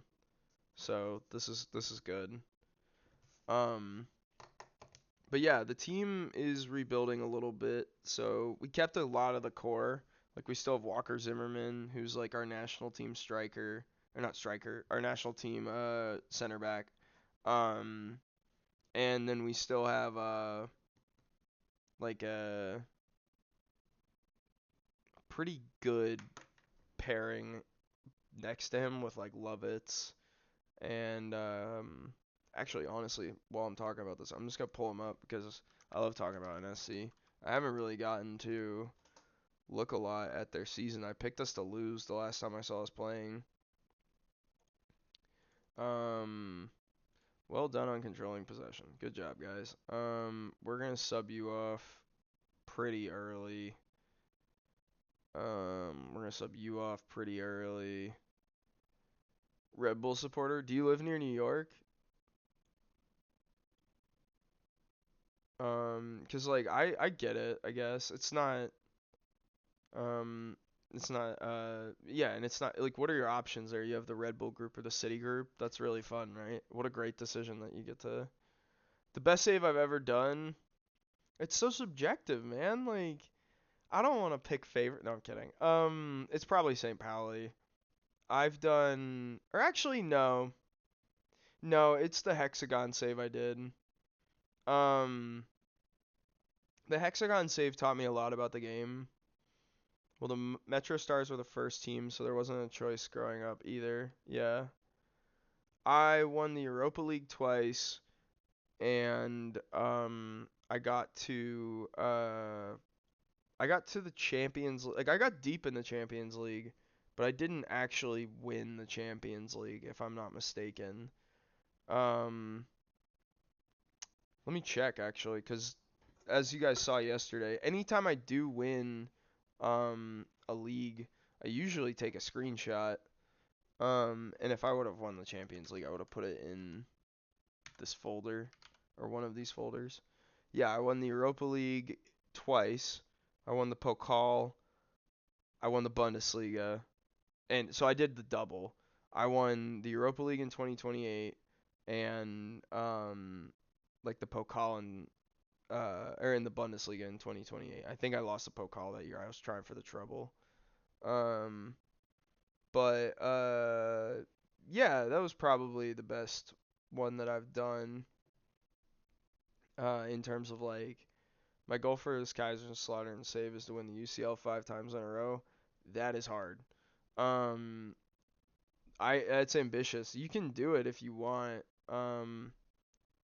It's just like some years it's not even your fault. I don't know if that makes sense, but like you lose players or I know, but I'm gonna try my best. That's the attitude. If you're gonna go for something like that, that is the attitude that you gotta have. It's just like, yeah, I'm gonna give it my all and we're gonna figure it out.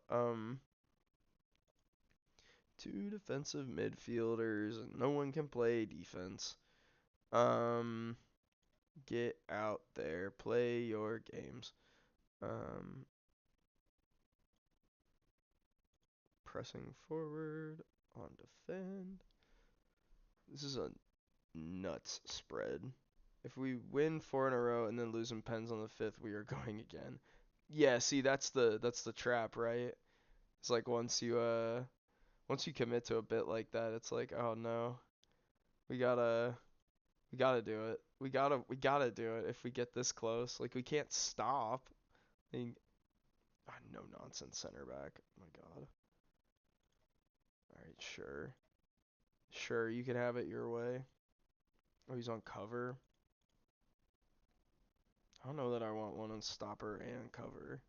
That's that's a good thing to know for the future, I guess. Um,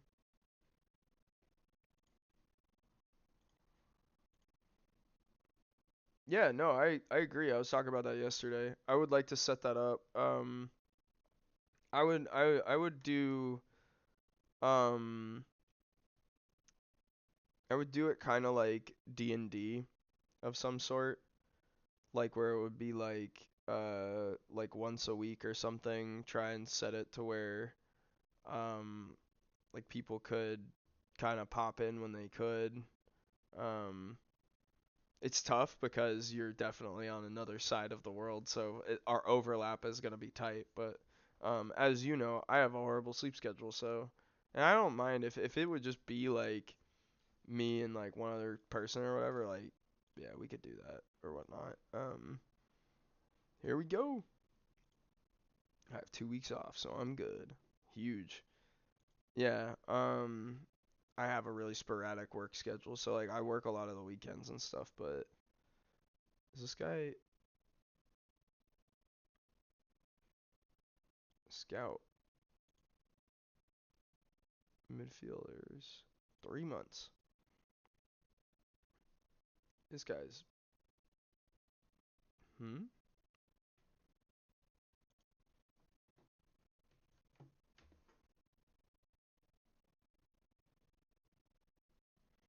Um.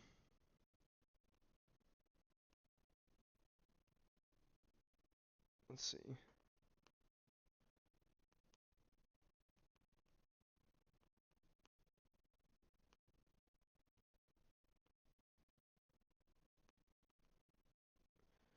Yeah.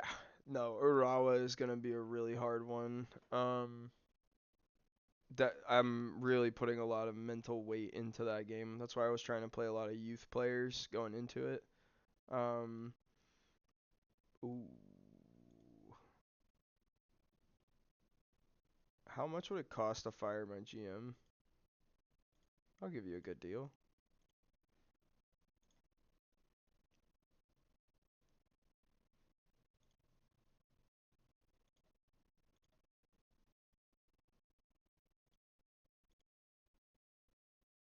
Young prospect, way off of first team level. And I don't.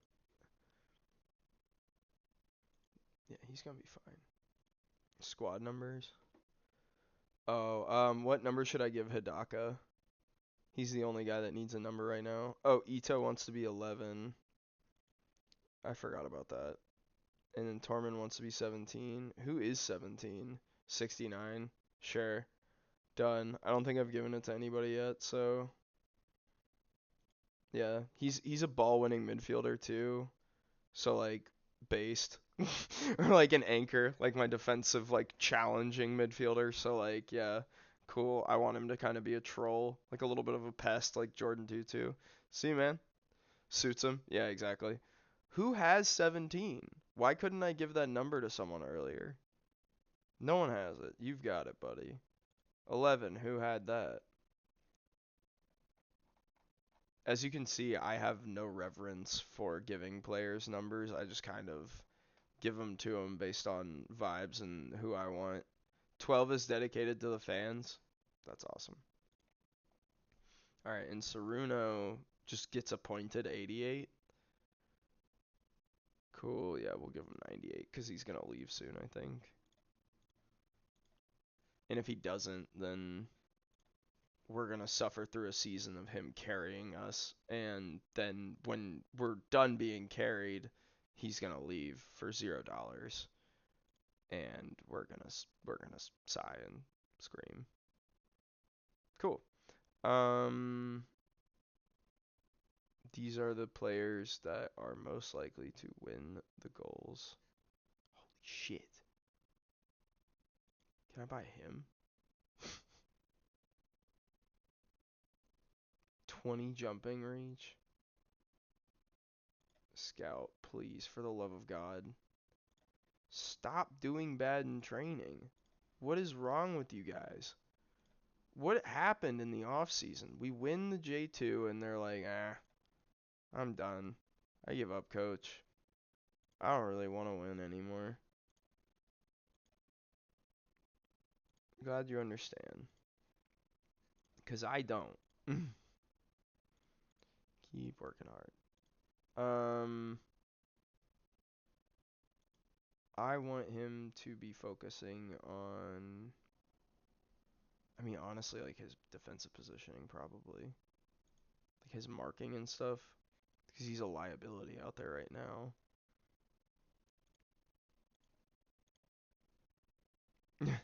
Hey, what's up? Thank you.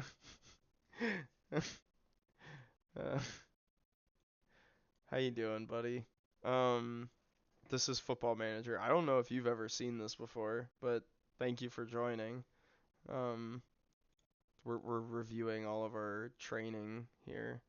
Dude, if Bonaventure signs with us, that'd be huge. He needs to.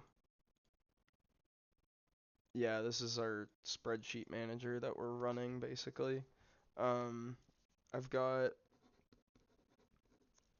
I've got my piece of paper that I'm working on here.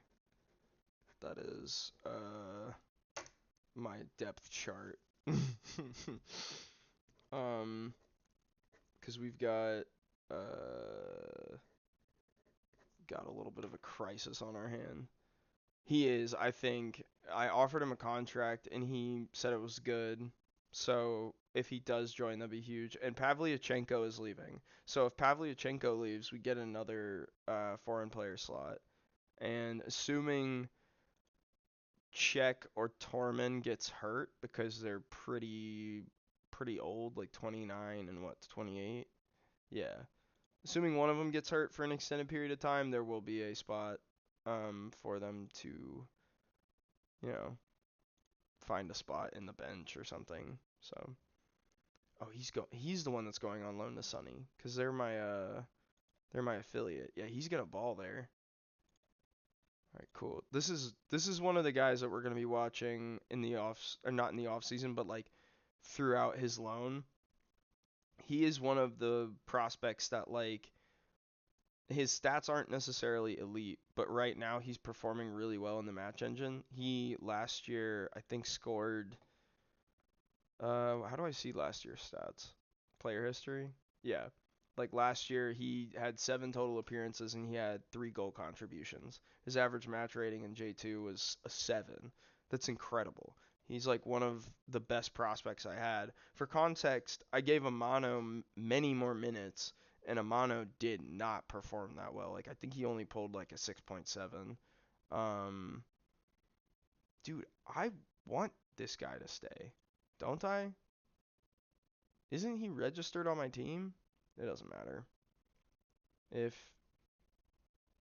he's not, he's coming back. So, um, actually, I don't want to make a parting comment. I want to set a loan target. Um, oh, fine. He doesn't want one. That's fine. Get out of here, buddy. Um, oh man. So, yeah. I wonder what day is it? It's February 1st. I don't think any of the leagues are loading in this time yet, at least. Um, Okay. So as we keep going through these friendlies, we're gonna try and find a couple more. Oh, I'm very unsure about selling him, as he was an important player. Cool. I don't care. Um, this might be the downfall of the save right, or this time at the save right here is changing goalkeepers. But I think if we're going to do it, now is the time for Haruna. Again, physically, he's not like his jumping reach is not nearly as good. Um, it's going to be a struggle to make him better, but um, we're gonna work on it. We are gonna work on it. Well, would it be strength? Yeah, yeah. He's gotta get that. Hmm. Okay. So yeah, we have 2 friendlies left. Then the season starts, and we're off to the races. We will see how far into the season we get. Oh, is he actually signing with us? Oh, he's coming in on a loan. I totally lied to these guys. I'm not sure that I'm gonna play him ever at left back. He's gonna play. uh, left back, complete wing back on support. God, that's so hot. I love that. This is like my favorite type of player is a complete wingback. I mean, look at this guy. Look at how deadly he's going to be. 13 crossing, 14 pace. He's got a really good level of determination, a good level of flair, so like he's going to try some really ridiculous stuff. His work rate's really high. His off the ball is good and his positioning, so he knows where he's going to find himself on the pitch. Like, oh, it's a good transfer. It only costs 182. What's this guy? He's so much worse. right? Negotiating, I think, is still just a 9. Oh, his negotiating is worse. Milds is. Um, Player ability and potential, though. I need him. I need that on my recruiting team. Because he's going to make reports for me. I'm pretty sure. Yeah, ask to recommend a signing. Young player odds. Yeah, that dude is crazy good. Can I buy him now? Is Hiroshima gonna let go of him?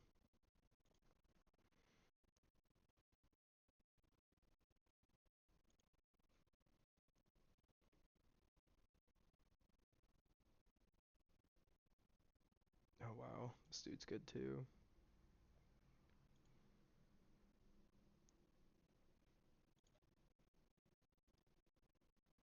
Add to short list. Wingers. Yeah, we gotta sort these guys into some good spots. Just in case one of these guys gets let go or hurt or whatever it is, that we can maybe scoop up like a really good transfer for cheap. Always something to be on the lookout for.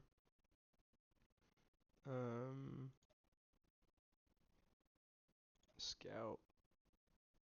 Sure, yep, that guy's getting scouted. Yeah, and this guy's just gonna go in the defenders category. Actually, he's kind of a midfielder. And then here, there, bam.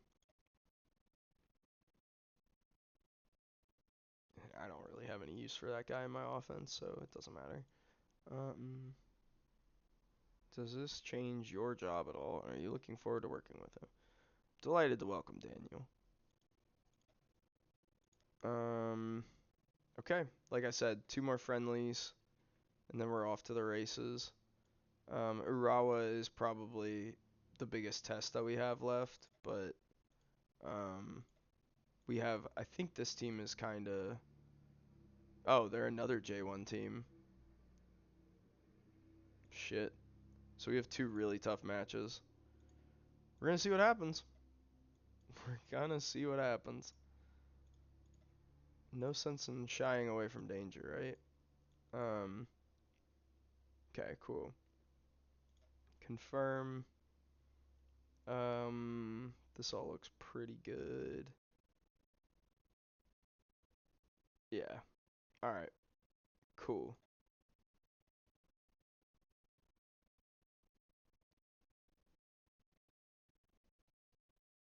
Oh, yeah, that's a pretty good call out.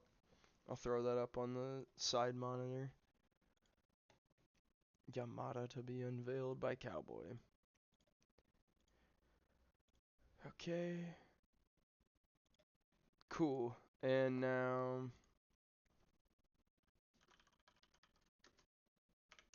I think it's just here, right? If I want to go.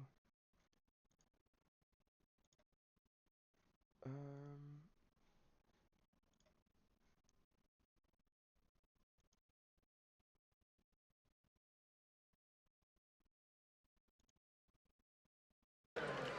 Good quick decisions too, right?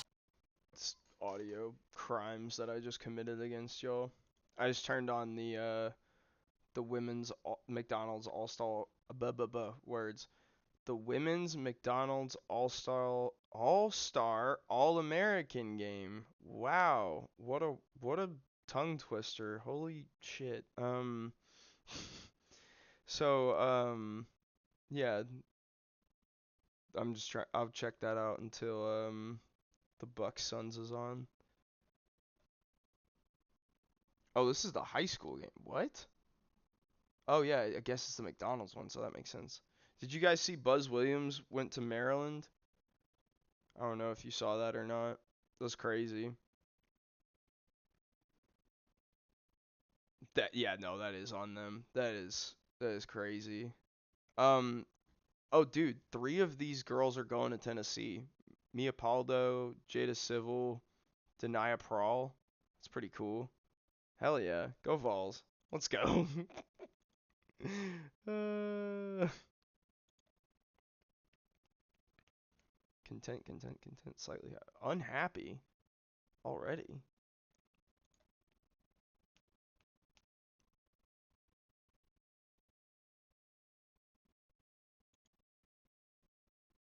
Oh, they're giving me the screen again. I really don't have anyone that I have a decision to be made on. Domestic cups, we're paying a lot into that.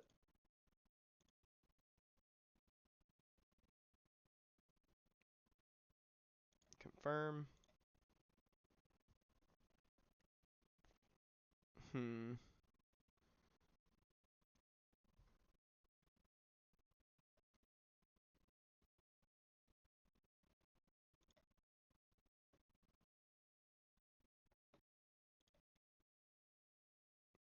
Ooh. This is my affiliate too, so that dude can go. I will not be able to play this guy. He's 32. He's a striker. He's gonna die. He's gonna run out there in one match, and his legs are gonna fall off, and it's gonna be so sad. All right, we're gonna try and play our best team against Urawa, and then we'll kind of see what a rotated team will look like against an arguably, you know, like a rotated. I don't know. Hang on. Go Vols. Yeah, exactly. um, I need. You're gonna start dropping you.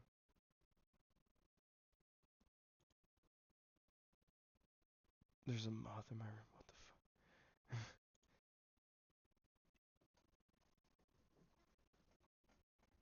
fuck? Let's see.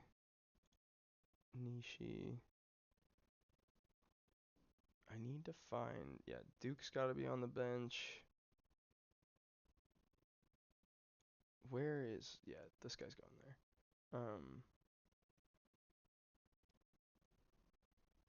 What season?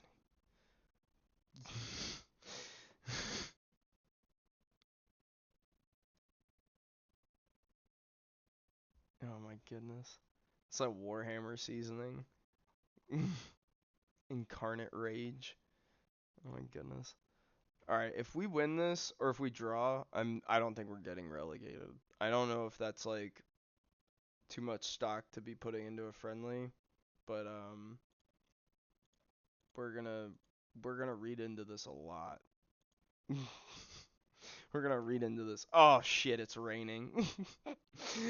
Oh no. Okay. All right. Let's see. Let's see what happens.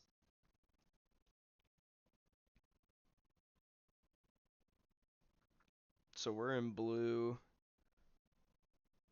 Let's see. Today the starting lineup was May at Poacher. Or is May still playing? Yeah, he's playing Poacher. So May's gonna be playing Poacher. Saruno at advanced forward. We have our two supporting wingers. Deep lying playmaker is Yasui. Adong playing ball winning midfielder. Our wingbacks are Nishi and Kato. And then we have Saka and Hatakeyama playing center back. Honestly, I should have started Kumamoto instead of Saka, but that's okay.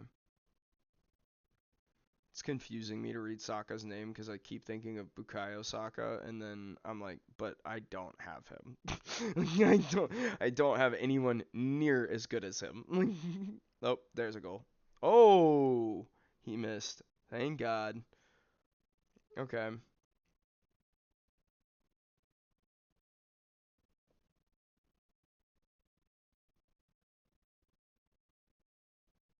come on, guys.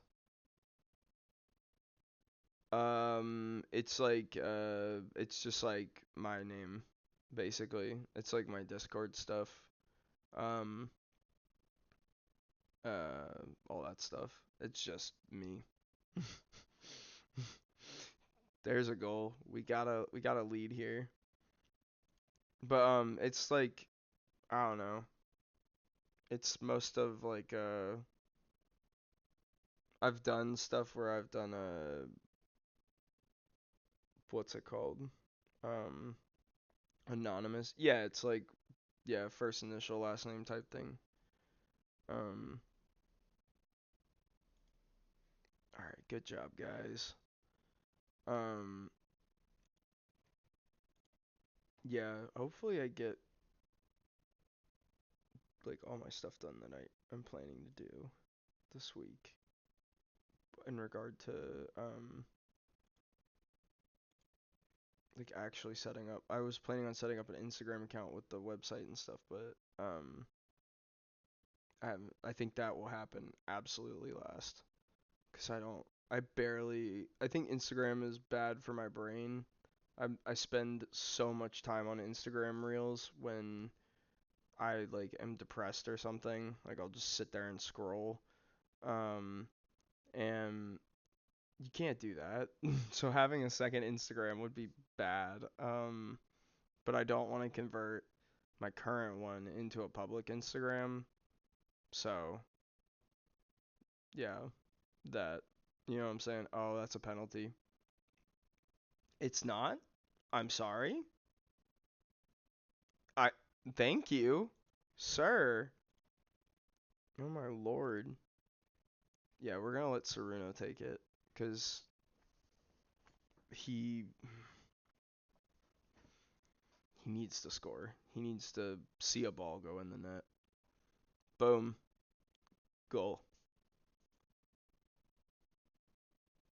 It's my name. There's no like bigger meaning, I don't think, unless I was named after something or whatever. Um, Kumamoto, Nishi off for Hara,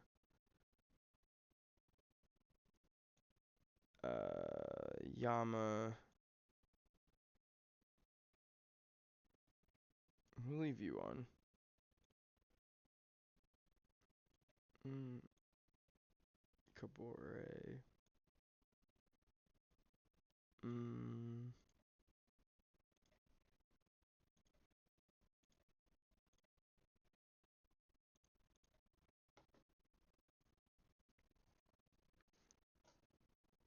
yeah, pretty much. um, that's the other thing because it's like combined part of my names or whatever is like it's not like easy like as hell to find me or whatever. So there's like a level of it, but at the same time like people who know me can find me really easily. It's both, you know? It's fun. But also like I was saying this earlier. Oh, he almost got that. I've done anonymous stuff in the past and it's fine, it's fun, it's cool, but it's just different. And I don't know that like not anonymous streaming, but like anonymous like online work and stuff like where I was like managing a Twitter account or like doing like a fake account or whatever. And those are fun. But it's just different. It's a different set of circumstances and challenges and like if you're actually trying to oh, we gave up a penalty. Come on, Haruna. No, wrong way. But if you want to do something that is like speaking out, or if you want to do something where you want to like build a furtherance of any type of project or career, like I feel like I just have to um, own my own work and whatever.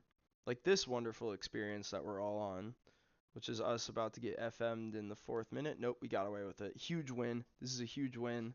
We're super excited. We're super excited. Honestly, in the context of what was happening too. Um, I mean, I watched Zealand. He's pretty cool. Um, I've watched what's his name? Like the bigger guy. Oh my God, I'm blanking. You just go to my Twitch and I'll tell you the people I'm following. Are you still going? Holy shit. There's like a filibuster going on right now, and they're still going. Um, Yeah, like a lot of small people though. Like I watch a lot of my friends, a lot of other like smaller FM YouTubers or people I've met through doing FM. I like this dude, the Big Jeffrey. I think he's from the UK. Um, Dill 40K, I followed him yesterday. Pam Talloons is one of my friends from Philly. I watch her when I'm like, chilling. Um, I'm Dante is probably the biggest streamer I'll throw on, 'cause um, he's just funny as hell. Um, but he does a lot of fun stuff, like he reviews like albums and whatnot, so I like that, and it's just a different thing that I can't do myself. Not in a way that I can't do, just like I just don't really I don't really have the attention span to sit there and do that all day and like make that like my whole shtick and deal. I also don't like I like discovering new artists and stuff, but like I don't open like actively seek new music all the time like guys like that. But I don't know. I still like a lot of music, so dubious about speaking to Sunny. Oh no, that's not good. I don't like dubious. Oh, he is signing with us. That's huge. So this is gonna be a registration nightmare. Um, it said winger on attack, didn't it? Inverted winger on support. Huh. We'll be fine with that. I love inverted wingers. Usually this is who I try and seek for wings, but like one inverted winger and then like one regular winger. Um, I'm gonna put a lot of thought into the shows thing you asked me earlier too. 'Cause I'm trying to figure out exactly who would be in that list. But I'm trying to. He's got to get registered now. Wow, dude, what a steal! That is actually an incredible steal. Yeah, I really don't think this guy is gonna develop. He's playing his Kaiserslautern, so that is I don't know. What was your full budget this year? 'Cause like depending on what the full budget was, that could be it's still a good deal in terms of like what that player's value is going to be for him, but it could be a big percentage of the budget still. As you saw with me like trying to take a couple swings. Sorry. As you saw me trying to take a couple big swings earlier. Okay, so what are you down to like 60 or something at this point? Um, if you're at 80 million right now, 900K? How much did you spend on the DM?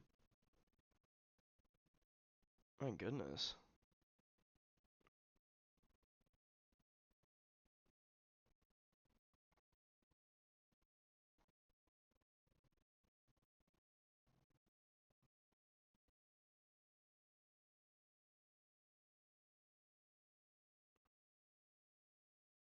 $53 million and center back was around 30.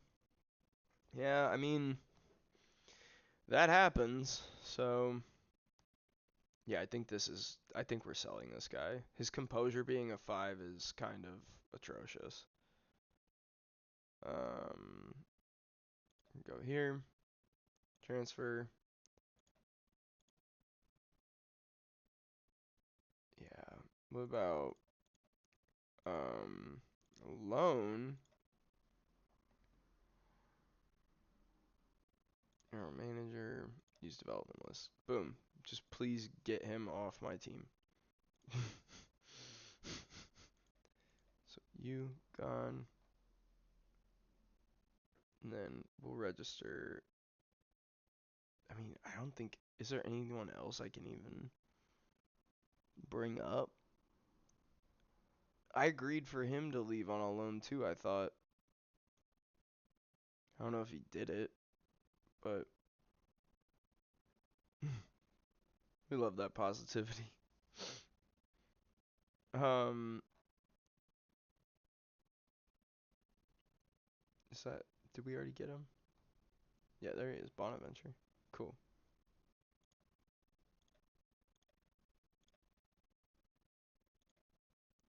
He's getting the Jordan number. And then this guy. What number should we give Yamada? We already gave away 69. We've got a lot of numbers to choose from. 0 through. Is it 0? Can you even give a 0? I don't know. You can't. 42. Done. Oh, wait. Kimura has 42? Dude, that dude's not even on a roster right now. Wait, isn't he on? No, he's on the. Yeah, damn it. 42 is not available. Next highest and lowest would be 47 and 37. We have 52, 62. We're going 52. That's close enough. 93. Oops, it's gone. Confirm that we already did that. Okay, cool. Man, they really are just trying to throw all kinds of people at me. No, he's not gonna play anywhere on my offense. Next player. Oh, we have a 93. I just remembered that. It's this guy. Yamamoto. He's one of our best prospects right now. He's pretty slow, but he does really well in terms of um like what he's been doing to like develop in what I don't know what that is. I guess they're trying to remove a trait for him. Um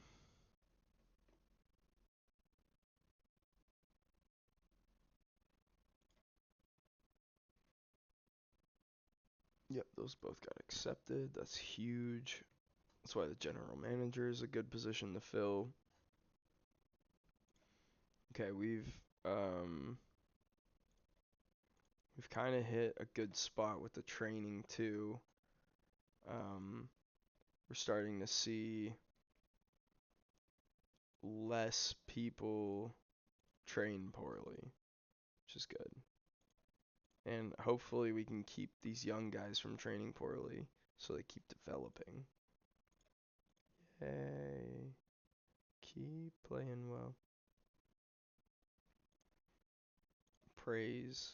Yup. Make sure he's in a good mood before he leaves.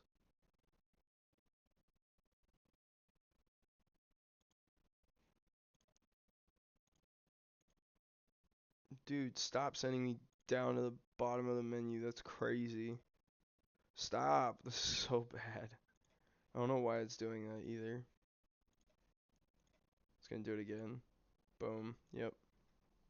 Cool. At least it was just like consistent.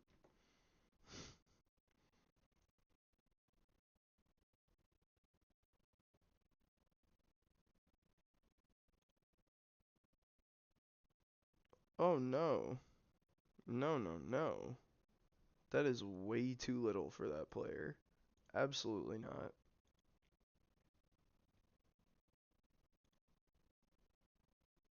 Okay. Oh, but I guess a lot of these guys are pretty warm.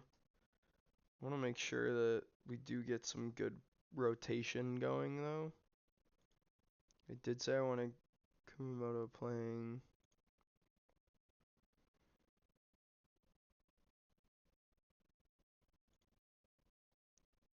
This guy's going to play pretty bad, I think. Oh, he's stopper. Right, that's right. Okay.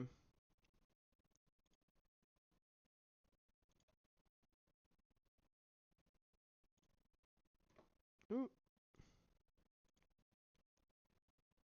That Oscar guy I signed at 19. 19 games, 14 goals, 10 assists. Yeah. Yeah, that dude, just from the look of his stats, he looked like he was going to be a baller. He really like has a lot of stuff going for him in his stats, and like all the like the passing attributes were crazy. So like you can't, yeah, he's only going to get better. Um so this is how we'd want that working. Okay, now is there anyone else on the bench that I don't think, I mean, I can swap in this guy.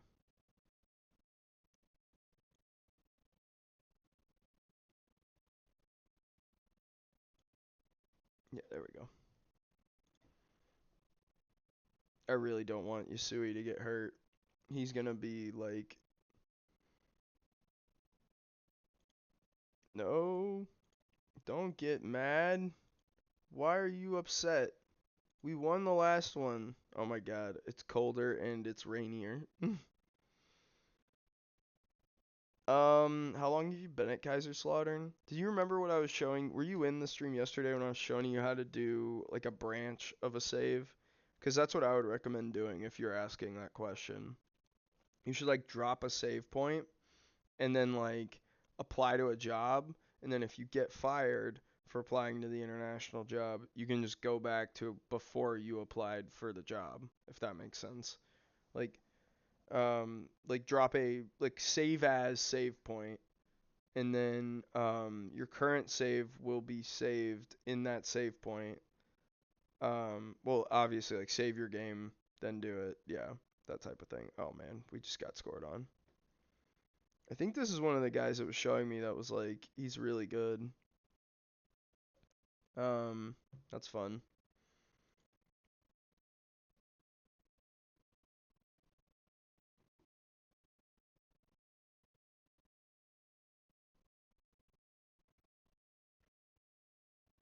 Oh, and one. What a bucket. But yeah, um,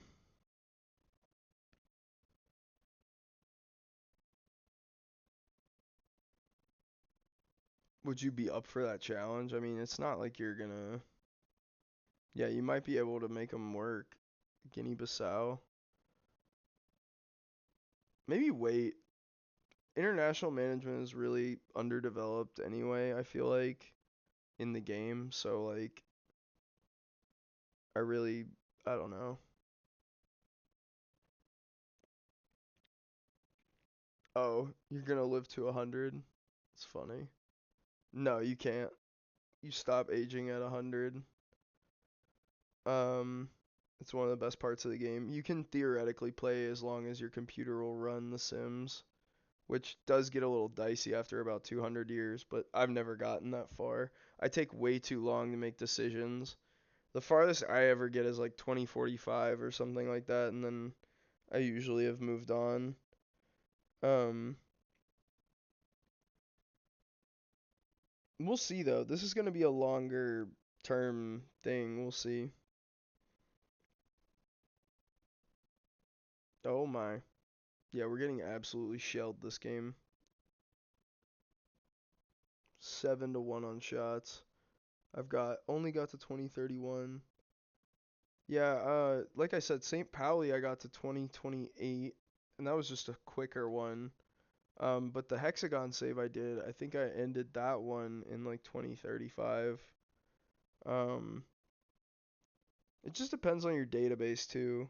Like if you want to just stay in one league pyramid and just run that forever, then you don't need a big league system. It'll advance way faster, and then you just keep rolling. You just keep doing different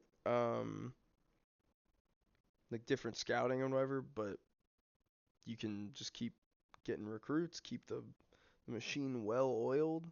But at a certain point, like I just always am looking for new challenges and greener pastures. That's why I like the essence of the journeyman save. Like staying in one place and committing to one team is fun until you've won a lot. And then it's like, okay, well, we're gonna win forever. Or not really, but I'm not happy with your defensive work. Yeah, that's probably as harsh as I'm gonna be on this team right now. But we're gonna make some subs. Um, Kata, Nishi get off for Duke. Um,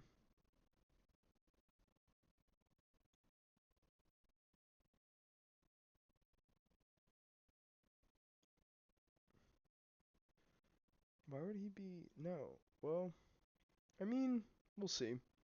We'll give it to him. We'll give him a shot at doing that.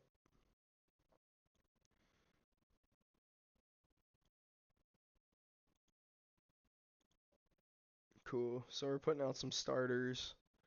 We're gonna try and steal a little bit of a win here, and then we'll be good.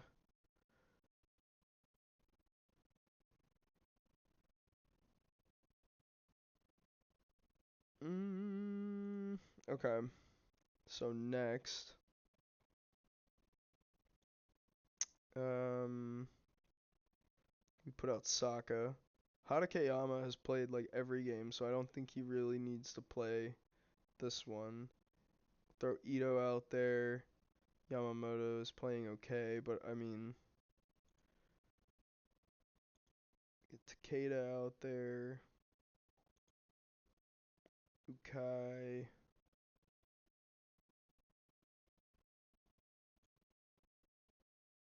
Can he not play center back? I thought he could. Center defender stopper. Why can't he play center defender defend? Isn't that literally what it looked like? It was fine. What the fuck? Oh well. Well, c'est la vie. I'm just swapping all these guys out and letting them go. No, I started at what's it called? Osaka. So like I chose my start, and then like it was just like a whole mess. I was trying to also do a different formation. So you know, that's its own other thing, but like I ended up going back to the classic 4-2-4 that I had, and it just ends up being a default for me when we get in trouble, because I know it produces offense and I know it can steal me games, and points, but at the same time, like eventually I'll have to play a team that's worse than me defensively and we'll get a win, and it ends like losing streaks way faster. When you're playing like I was playing I think it was like a 5-2-3. So I had like two wingers, a striker, and then I had two center backs, two wing backs, and or two defensive midfielders, two wing backs, and then three center backs. But the problem was the center backs were dog shit. They were just turnstiles essentially, and we could not do anything about it. So I abandoned ship, and here I am.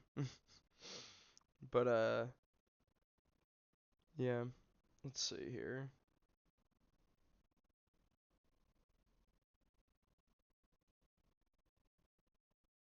Mm, no.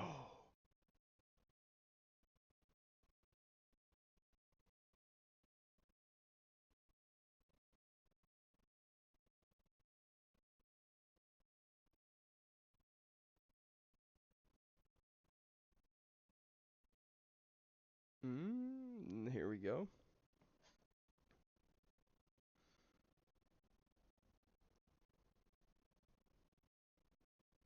Oh, we're gonna tie it. We're gonna tie it. Okay, like I said, getting out of these two J1 games with like points, like I know they're friendlies, but like getting out with points is massive. Getting to the point where we're not losing games would be huge. Oh no, come on, man. Not a kickoff highlight.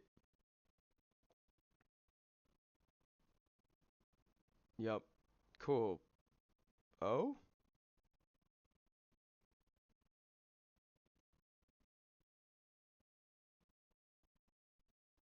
What is that? Did you do... What is that? Oh my god.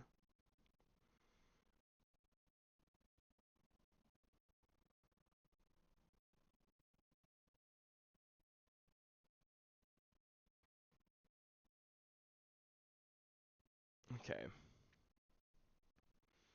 We got out of there with points. I was holding my breath. I was really worried. Mm, he's my player. Alright. I think this is a good place to call it here. Yeah, I am. This is my home. This is where I'm from. But this is a good spot for me. And I see what you did there. 'Cause you're the only 10 I see. Yep. So we gotta do um gotta go here. Yeah, I gotta eat. I won't get back on later today actually because I have to go to work tomorrow. So yeah, I am. I'm gonna send you guys the dill if you don't mind, but this will be good. Um, let's see. I think I'm doing this right.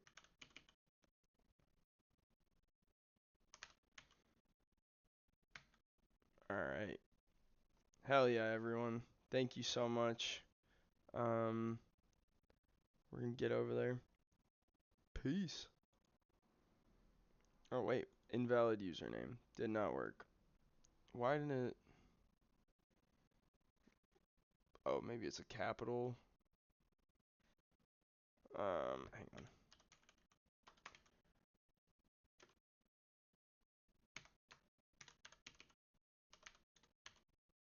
Is it capital K? No. Okay, cool. What?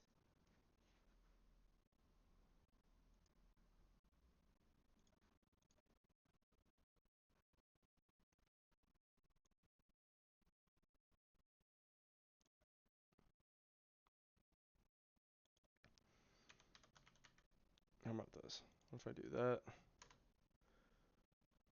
Um, yeah, here we go. That's how I found it. Alright, cool. That should do it. I think.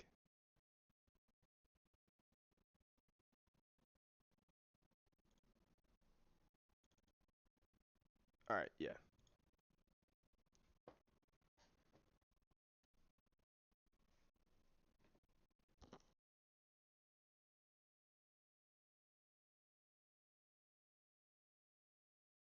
My B team a little bit.